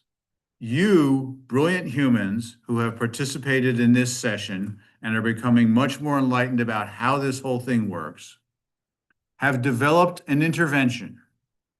You have developed a program to help keep people from returning to incarceration. You know that that program works, and you have reason to believe, either because other programs are doing the same thing and you're copying them, or because you've come up with a brilliant strategy, that you can reduce the recidivism rate by half. So instead of 41%, it's now 21%. You also realize that you can't help everybody for a lot of reasons, some of which is that some people don't want to be helped, some of which is this just we're only one person, and we do have these basic human needs like needing to sleep, needing to eat, those sorts of things. You determine that you can help 200 people a year. By doing that, by delivering that intervention, you have reduced the government's need to set money aside by half. So instead of $15,000 per person per year, they only need to set aside $7,600 per person per year, which means that you are saving the government, the taxpayer, $1.5 million per year that this program is in operation. We are now going to pause so that you all can grab a bottle of aspirin. And Angela, I would imagine there are a few thoughts popping up. Yes. So one is a question about how did you come up with the future costs, but I think that you're going to go over those formulas. The future cost is a fact. The future cost is nothing more than 37 times 0.41. Easily done. Okay. Thank you for that question. It's a great question. Don't get me wrong. I don't mean to be simplistic in my answer, but it's an Excel. It's just multiplication. All right, great. And then we have another question, which is well, we have a lot of questions. Thank you all for asking. This always gets us to a lot of questions when we get to this point. So here's one question. The cost of incarceration seems to be inconsistent when doing research. Does this number include state and federal correctional facilities and jails? In the state of Illinois, I see this number vary from 47,000 to 150,000. 150,000 was cited through the ICIJ website. How do we know what is correct?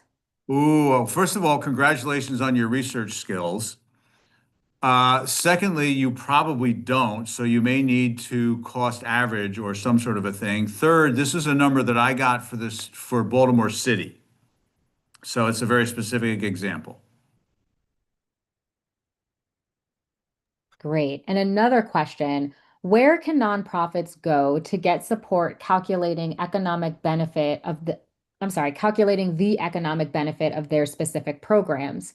This is something academia does well, but the nonprofit sector does not. Well, there's a little school in Baltimore that likes to think they're doing a better job of helping folks do this. He says with no humility whatsoever. It's a training program. So I'm going to step off onto my soapbox for just a minute and say to you that, in my professional opinion, the social benefit sector actually produces more economic value than any other sector of the economy. The problem is we collectively don't train individuals in how to quantify it, exactly the question that's being asked, and then how to make the case to be paid for it once you can quantify it. This webinar today is a very, very small dipping of the toe into the water in terms of helping you folks figure this out. But there are specific training programs that can do it. We happen to run one. There are others. And I can certainly help folks figure that out locally. But that's the other thing is it's really not that difficult. There was somebody else that cited a bunch of research about costs in Illinois. You know, find people like that that can help you. This is it. The thing that I find fascinating about this conversation every time I have it is that it's actually simpler, and part of what I think blows people's minds is just how simple it actually is. That doesn't mean it's easy in execution, but it can be done. I mean, if I can do it, anybody can do it. I'm not that smart, honest. Well, I don't know that I agree with Dr. Kutcher on that point. I think he's very smart. But we do have one comment that I was hoping you could address. Of course. So someone had said that this is a very simple example focused on very tangible output.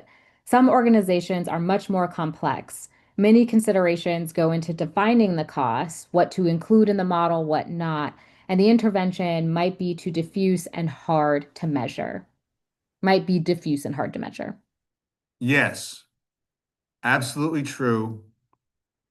One of the things that I have found helpful in that scenario is to break that diffusion down into its component parts and perform an exercise like this on each of the component parts, and then make some sort of attempt to aggregate it. So in a commercial entrepreneurship world, it would be analogous to an organization that has multiple product lines. Honda Motor Corporation has Honda and Acura. Each of those companies, subsidiaries, has different models and different features. Honda Motor Corporation calculates their profit and loss and expenses at the individual model level and also at the individual territory level. So they know how many Honda Accords with white paint they are selling in Maryland. So one of the ways you can take that diffuse complexity and start to do this kind of work is to break it out into its component parts and break it down. Often, because we have a lot of things going on, we try to look at it at the high level.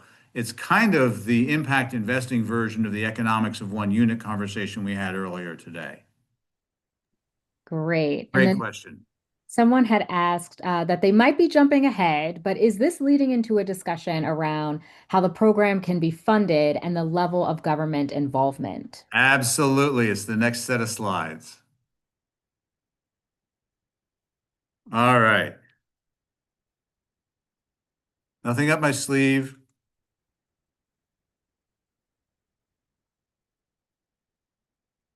Same two boxes on the top.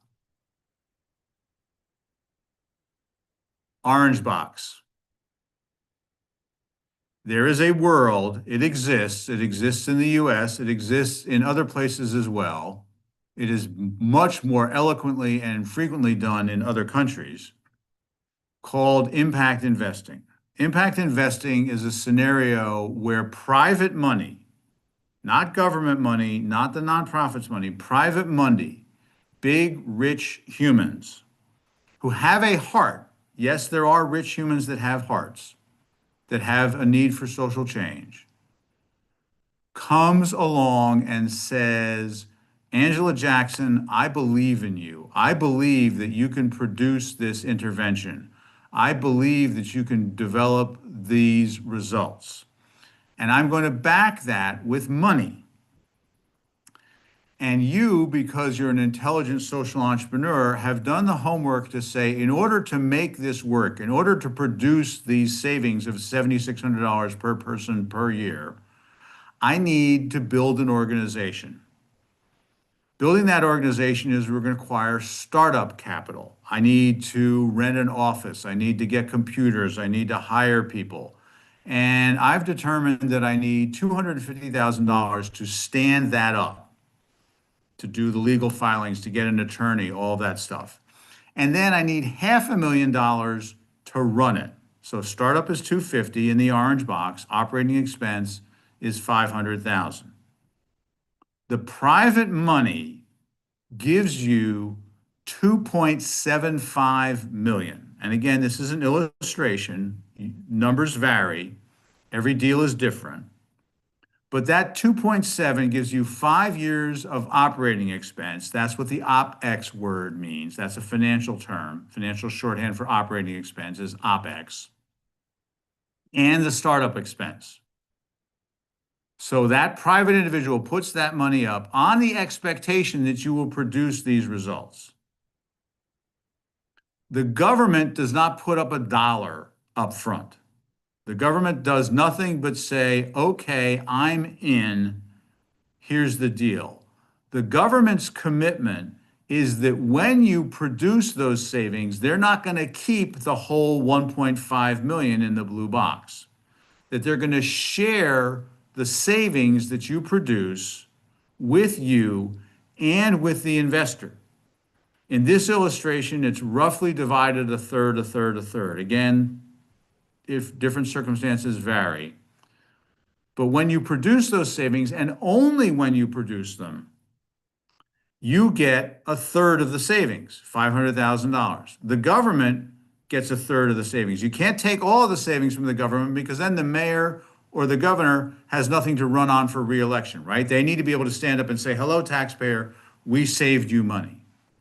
The investor also gets a third as part of their repayment, because remember, they put up 2.75 million, they want it back at some point. After 5.5 years, that investor is made whole. Now, maybe the investor wants to stick around for another year to get some profit. Okay, that's great. You keep producing these results. Eventually, the investor says, I'm fine. I got my money back. I got my interest. I'm out of here.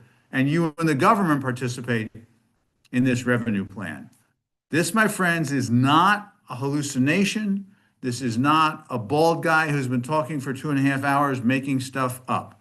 This is an actual scenario that actually happens, and this is how you make the math work. We'll get into examples in a minute, but I want to stop again here because I know folks are going to have questions. And they do. All right, let's start from the top. The first question, how can this concept be done with donor-advised funds? Donor advised fund is an upfront investment from a private individual. That's what donor advised funds are. All right. Sorry, again, I don't mean to be, I am occasionally rather abrupt, ladies and gentlemen, and if you haven't noticed that already. So when I say things like that, I don't mean them to be dismissive in any way, shape, or form. I mean to be, that's what it is. Awesome. Other questions. Where/why is there an extra 2 million in this example? Startup and OpEx is only 7,500,000, correct? No, 5 years of OpEx. Yes, they did just say, oh, because it's 5 years. Okay, great. Yay! From a practical perspective, how long does it take to build this kind of relationship and close the deal? Depends on what you're doing. It can take a while. One of the things you have to do is you have to be able to build a statistical base to track outcomes, right? This goes back to our point earlier today about metrics matter. You have to be able to prove that you are producing these results. Now, in the early stages, because you may not have that statistical database built yet, one of the things that you can do is what I call results by analogy. So you can say, look, there's a program in Massachusetts that's doing the exact same thing. We're doing what they're doing, except we're doing it in Baltimore. It's a little different in Baltimore because of this, this, and this, but fundamentally we're doing the same thing. And here's their track record over time.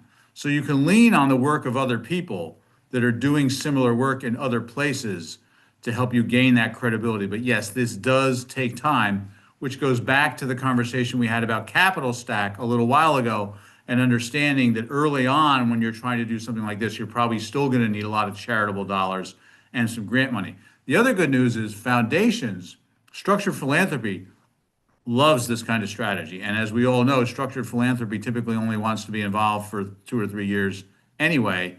And one of the questions they ask you in the grant application is, how are you going to make this sustainable after we're gone? So this is a way to solve that, but it's a great, great question. Yeah, and a follow-up to that, and this is actually, we have a couple of questions around this, is how do you find these investors? How do you find these people and close the deal with them? Well, one of our colleagues mentioned donor advised funds. Donor advised funds is a new popular philanthropic strategy where private money gets put into some sort of a conglomerative organization. Here in Baltimore, there's one called the Baltimore Community Foundation, which is an amalgamation of various individual donor advised funds.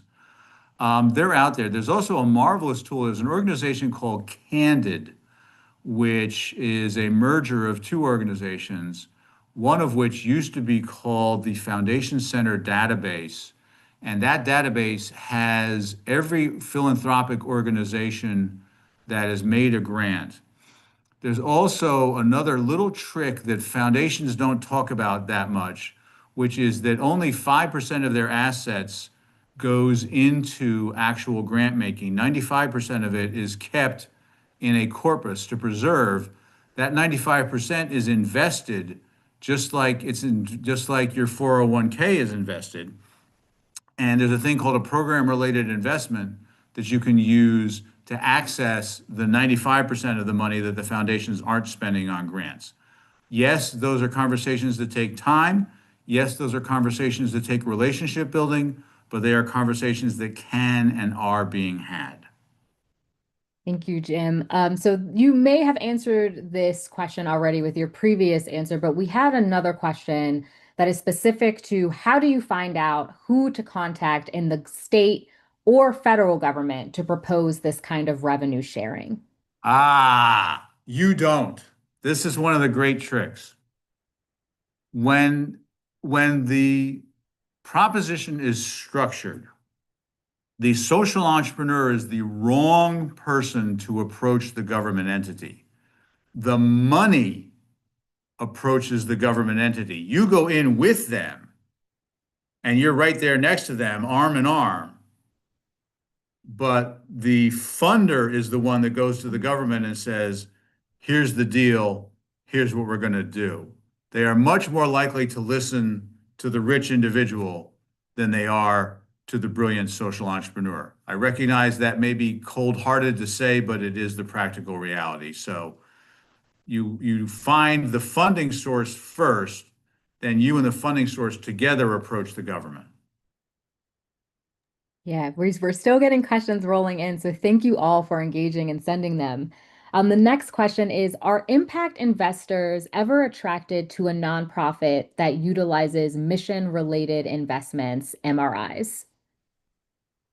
That's a more complex question than we have time for this morning, so I would be happy to chat with that individual offline. That's okay. So next question, legally, how does the disbursement of the total savings actually transfer hands? And is there any gray area regarding the return to the investor?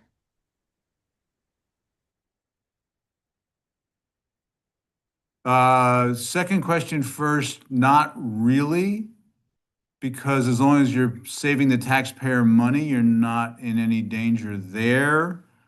How the money transfers is it's a contract. It's an actual contract with the three entities. There are a number of them in the US and there are hundreds in Western Europe. Let's do this, Angela. We'll bounce back to this slide in a minute, but I want to get to something else real quick just to talk about that. This is the math which you will have when you get the recording. This is how you calculate the formulas. Questions we're in the middle of. These are some resources for you. We'll get back to those in a minute, but I want to get to this. This is the Impact Bond Database, which is an amazing tool which tracks social impact bonds across the planet. And you can see in this database, first of all, there's not a lot of activity in the US, about 26 deals, 219 in capital, 700,000 or so lives. But when you click on the individual deals, you can actually get what the investors call the deal documents, which is you can see the terms and conditions, who the investors are, what they invested, what the return expectation is, who the government entities are, what the social impact partner is that's actually doing the work and delivering the social change. You can see those on an item by item basis, and you can see them for all the deals across the world. One of the reasons I showed this slide is to say we're not doing a great job in the US of doing this, but yes, it is done. Yes, it can be done. But the other thing is to make sure that people can realize the deal documents. So I'm going to back up now to this again and get back to questions. But there is a place to go to find more information on this. All right. So kind of backtracking to your answers around finding investors and engaging them. Someone had asked, this is a really heavy lift though, isn't it? Yes, but so is begging for money. Sorry, again, blunt but honest. Fun. I mean, I've fundraised. Y'all have fundraised. That's a heavy lift too, especially now, right? I mean, if you look at the grant environment right now, we all know what's happened to government funding, particularly federal money, which was always traditionally a very, very large portion of nonprofit funding. You might not be the recipient, but the source. The federal government would give a grant to the state, who would give it to the city, who would give it to a local nonprofit. So whether it's a city grant or not, the ultimate source might have been federal money. And we all know what's happened to that. Because of that, private philanthropy foundations are stretched much more thin because everybody's coming to them saying, hey, my government grant just dried up. I need help. With inflation rising, individual donors are more reluctant to give. So yes, this is a heavy lift, but I would submit to you it may not be a significantly heavier lift than some of the other ways that we need to earn revenue. And more importantly, I would submit to you that this lift, when it's accomplished, actually makes you feel better about the good work that you do than some of the traditional fundraising methods do. So yeah, admittedly, hard work, which is why I say get your aspirin bottle out whenever I get to this portion of the conversation. But nonetheless, in my opinion, very much worth doing. All right. So another question we have is, what are typical terms of repayment, and what happens if the organization can't meet those for whatever reason? Typical terms of repayment are every deal is different, which is one of the reasons why I refer you to the database to look at deal sheets. What happens if the organization can't produce the results is the private money is out of luck. But the private money is out of luck in most investments. We are very enamored in the US of something called venture capital, which is what we think happens with a lot of entrepreneurs. The reality is that only 3% of commercial enterprises ever get venture capital money. But the reality of venture capital investing is that the investor knows that out of every 10 deals they put money into, 9 of them are going to go south in one way or another, and only one of them is going to produce any returns. And so those returns have to be significant enough that they repay for all the losses. Same thing with stock market, right? If you look at a stock portfolio, some of your stocks go up, some of your stocks go down. So yes, the private investor is taking a financial risk. But I got to tell you, for a high net worth individual, 2.75 million is not even the cost of their yacht. So they understand they're taking a risk. Yes, you have to sell them on your ability to produce the results, which is again why metrics matter and why you have to do all this math.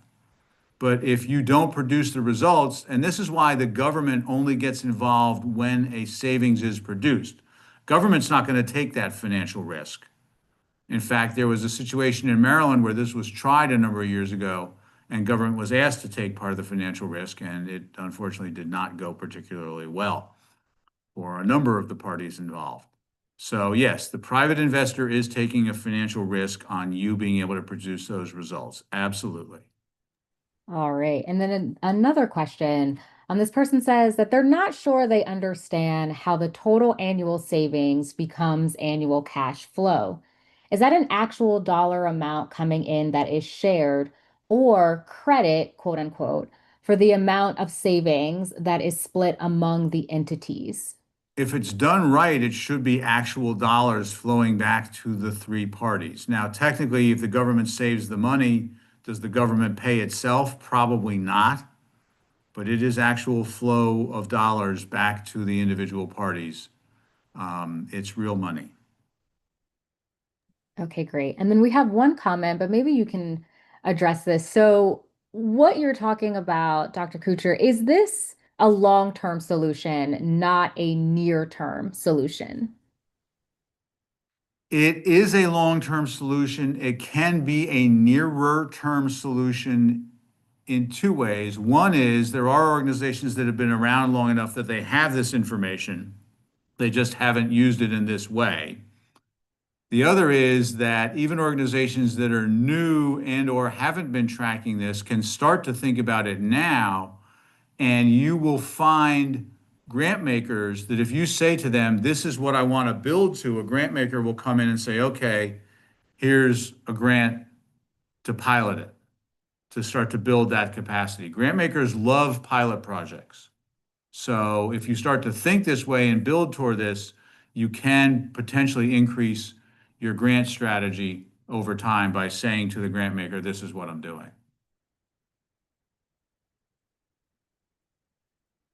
All right, fantastic. And just one couple of other questions about the social finance map. So we will be sharing the URL for that with everyone.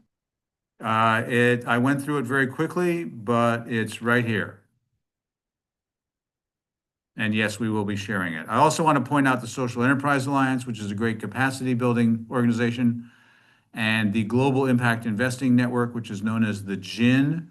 A lot of great technical details on their website about how this works, how to construct it, pitfalls, challenges, that sort of a thing. They're a great resource on how to make this work. So, y'all have been amazingly kind. This is the database once again. As Angela mentioned, we do teach this and we'd love to talk to you about it. This is my contact information once again, but what I want to do with the rest of our time together is allow you a chance to play with some of this. We'll continue to address questions and answers, but feel free to take, I'm going to put the formulas slide back up so you have that to refer to. And just, if you want, blue sky this, make up numbers, guess at numbers. The numbers don't have to be perfect. The numbers don't have to be scientifically accurate to the 17th decimal point. But see if you can think about a scenario like this. And between now and the top of the hour when we finish, if you spitball one and you want to kick it around, we'd be happy to do it. In the meantime, Angela, I'll be happy to answer other questions. Yeah, so we're going to answer some more questions, and we're getting this question a lot. So I just wanted to say this to the group. We are recording this session, and everyone who is in attendance will receive a recording. You will also receive the slides. We will also make sure that some of the questions that we're answering that are in the chat, you also get the answers to those as well. So one question that we have is, what's your tough love elevator pitch to long invested nonprofit founders Oh, with many strengths, including vision and creativity, who actively avoid nailing the per unit cost input to all of this important Biz 101? This uh, avoidance makes it really hard for fundraisers who are desperate for clear value uh, proposition, but I understand why and how this feels extra tangled for people and projects who haven't been tracking in this way for many years. oh, I so feel your pain. I so feel your pain. I so feel your pain. Oh my.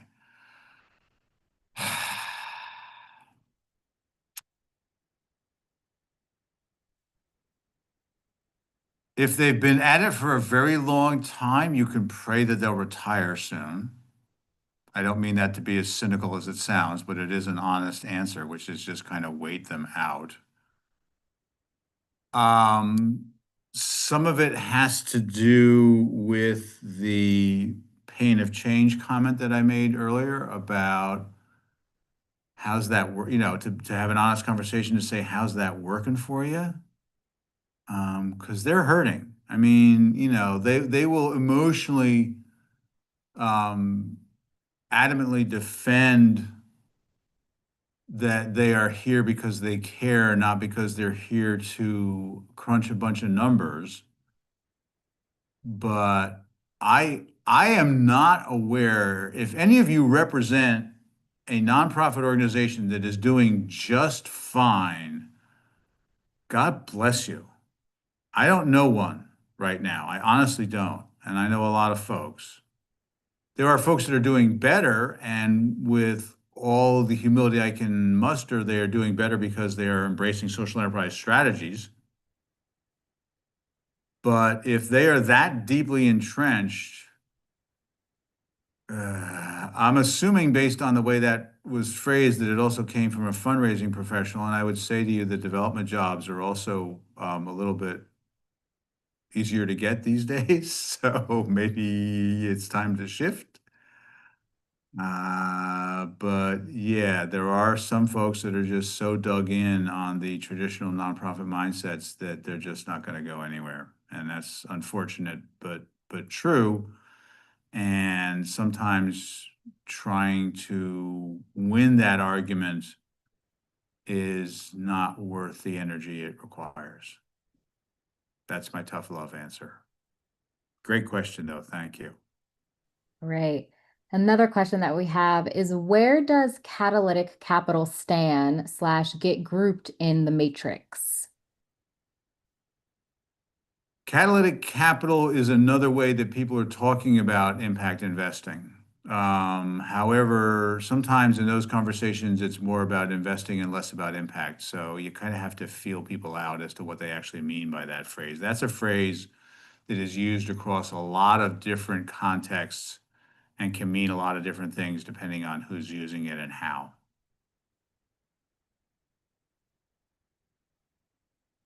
All right. And so a next question is there a source that you can share that gives the cost of incarceration for other states? No, but your state can. I guarantee your state government has it posted somewhere. You might have to do some digging in state budget documents, which means you probably get a little dirty and roll up your sleeve and have to go into a basement somewhere, metaphorically speaking. I mean, everything's online these days, so you can find it in your state government documents. There may be somebody that's done a report on it. Google is a wonderful source. There's actually a great tool that is oriented towards academics, but is very useful in these kinds of situations called Google Scholar, which is a subset of Google that only returns search responses that are in academically verifiable organizations. So somebody may have published a paper on it somewhere that Google Scholar might help you find. But your government budget has it. You may have to dig a little bit to find it. They may, and some governments, depending on the state you're in, may not want you to find it. But it's in the budget documents. That's part of where that public administration piece comes from. That's a very public administration sort of thing to do. Awesome. And so someone else had asked, can you please address the need to adjust our nonprofit communications to support and explain nonprofit revenue / development in terms of investment in social enterprises? Yes. Measure outcomes. Don't talk about how many people you feed. Talk about how many people you got off the food line. Again, my apologies for directness, but that's the honest answer. We in the nonprofit industrial complex are so indoctrinated to talk about feelings and activity. In all honesty, we are in some ways our own worst enemies. So changing the language that we speak is a big, big part of it, which is again why I started out this morning's conversation with you're not a nonprofit, you're a social enterprise, you're a social entrepreneur. All right. Even that change, even that small change is huge in terms of both how other people look at you and how you look at yourself, which is, in my opinion, more important. Absolutely. And we're gonna continue to answer questions, but I know we were almost at time. So please, everyone, if you have your questions, get them in. If we don't have time to answer them, we will send out a follow-up with answers to those questions. So please don't feel like you have to withhold your questions. The next question that I have is Patrick asked, I previously worked in a program role that focused on selling ADA accessibility consulting. However, the program sat within a nonprofit with a traditional fundraising department. I experienced firsthand a sort of cannibalization of funding where I would close a client, but then fundraising would quickly approach them as a gala sponsor, etc. Any tips on combating this? Well, they're not wrong, to be honest with you. So one of the fundamental concepts of social enterprise is that earned income is used to reduce the organization's dependence on traditional funding, meaning charity and philanthropy. So the fact that your profit from your sale is being used to support the organization, I don't really have any qualms with. In terms of relationship management between you and the development people, if what you're saying is that it lessened your ability to make the next sale, that's a conversation you have to have with the individual that's doing the development work. It's not wrong to say, hey, you love our product. Can you also be a donor? I mean, money's money. How it comes in. So some of that is a territorial issue, I think, more than a mechanical one. At least, again, on first blush in a 30-second conversation at 10 minutes to 12. All right. So do you have any tips or considerations on fee for service models for training and technical assistant programs?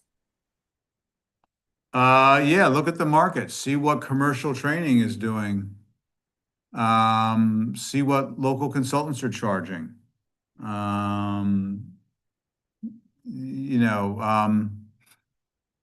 You can even call and ask people and just say, hey, I'm doing research on this. What's your fee schedule? You'd be surprised at how many people will answer that question for you. But if you're talking about like workforce development, like we were a little while ago, those rates often for-profit workforce development organizations, those are public. You can find them on their website.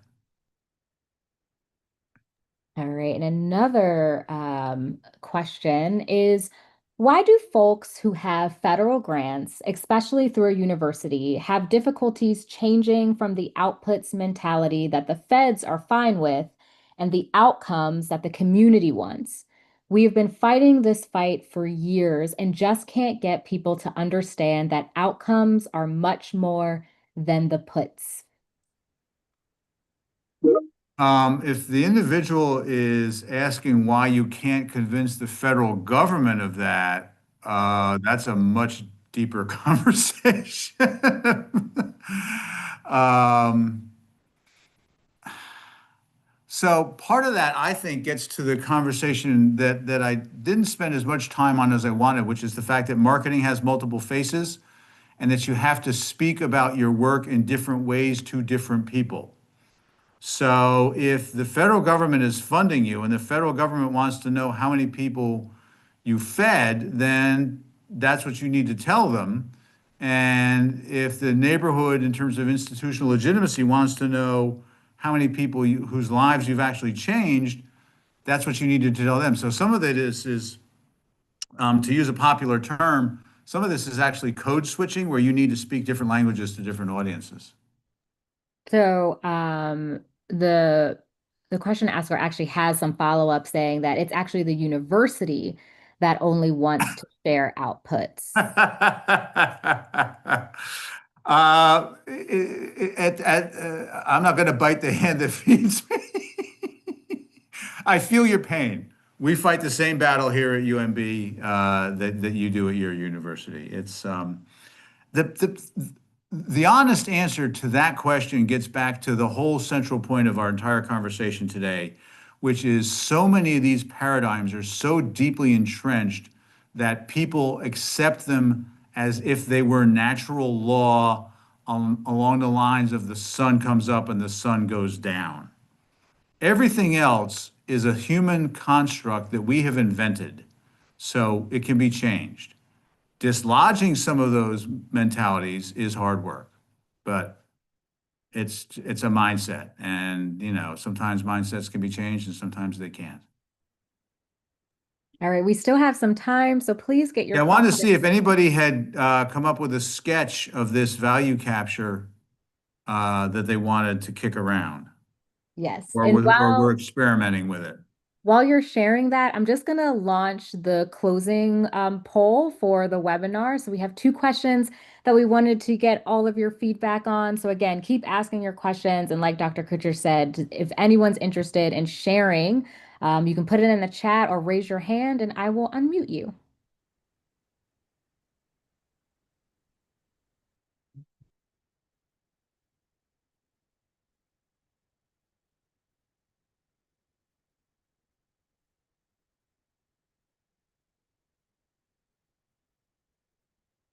There's got to be a brave soul out there. It's kind of like the classroom, right? The first student doesn't want to raise their hand and give an answer because they're nervous that it might be wrong. There's no wrong here, friends. I know somebody wants to play with this.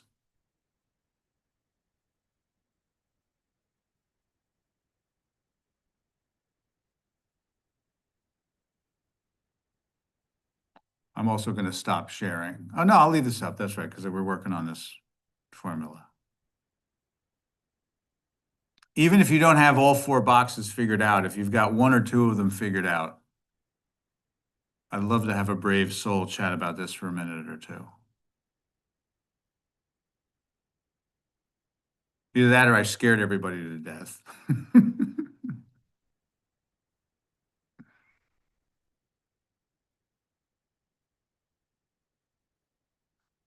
We have a hand. We do have a hand. All right, Robert, you should be able to unmute. Hi, Robert.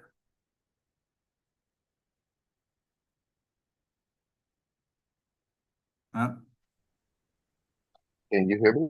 I can. Thank you for your Are time you today. able to hear me? I can, yes. Oh, good. Thank you for your time today. I'm with Klein USA. We are outreaching to community members, especially teenagers and emerging adults, and acquainting them with how to invest and engage with the capital markets. We have a regression analysis that shows that if we could have created 5 investment clubs a year since 2005, when we first recommended this in the Milwaukee area, that we could have generated $32 million by these investment clubs simply getting the 8 to 10% rate of return that the market has provided over those years.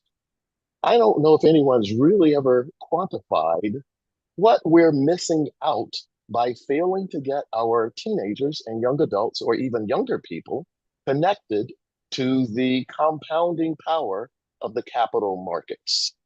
Yeah, yeah, I hear you.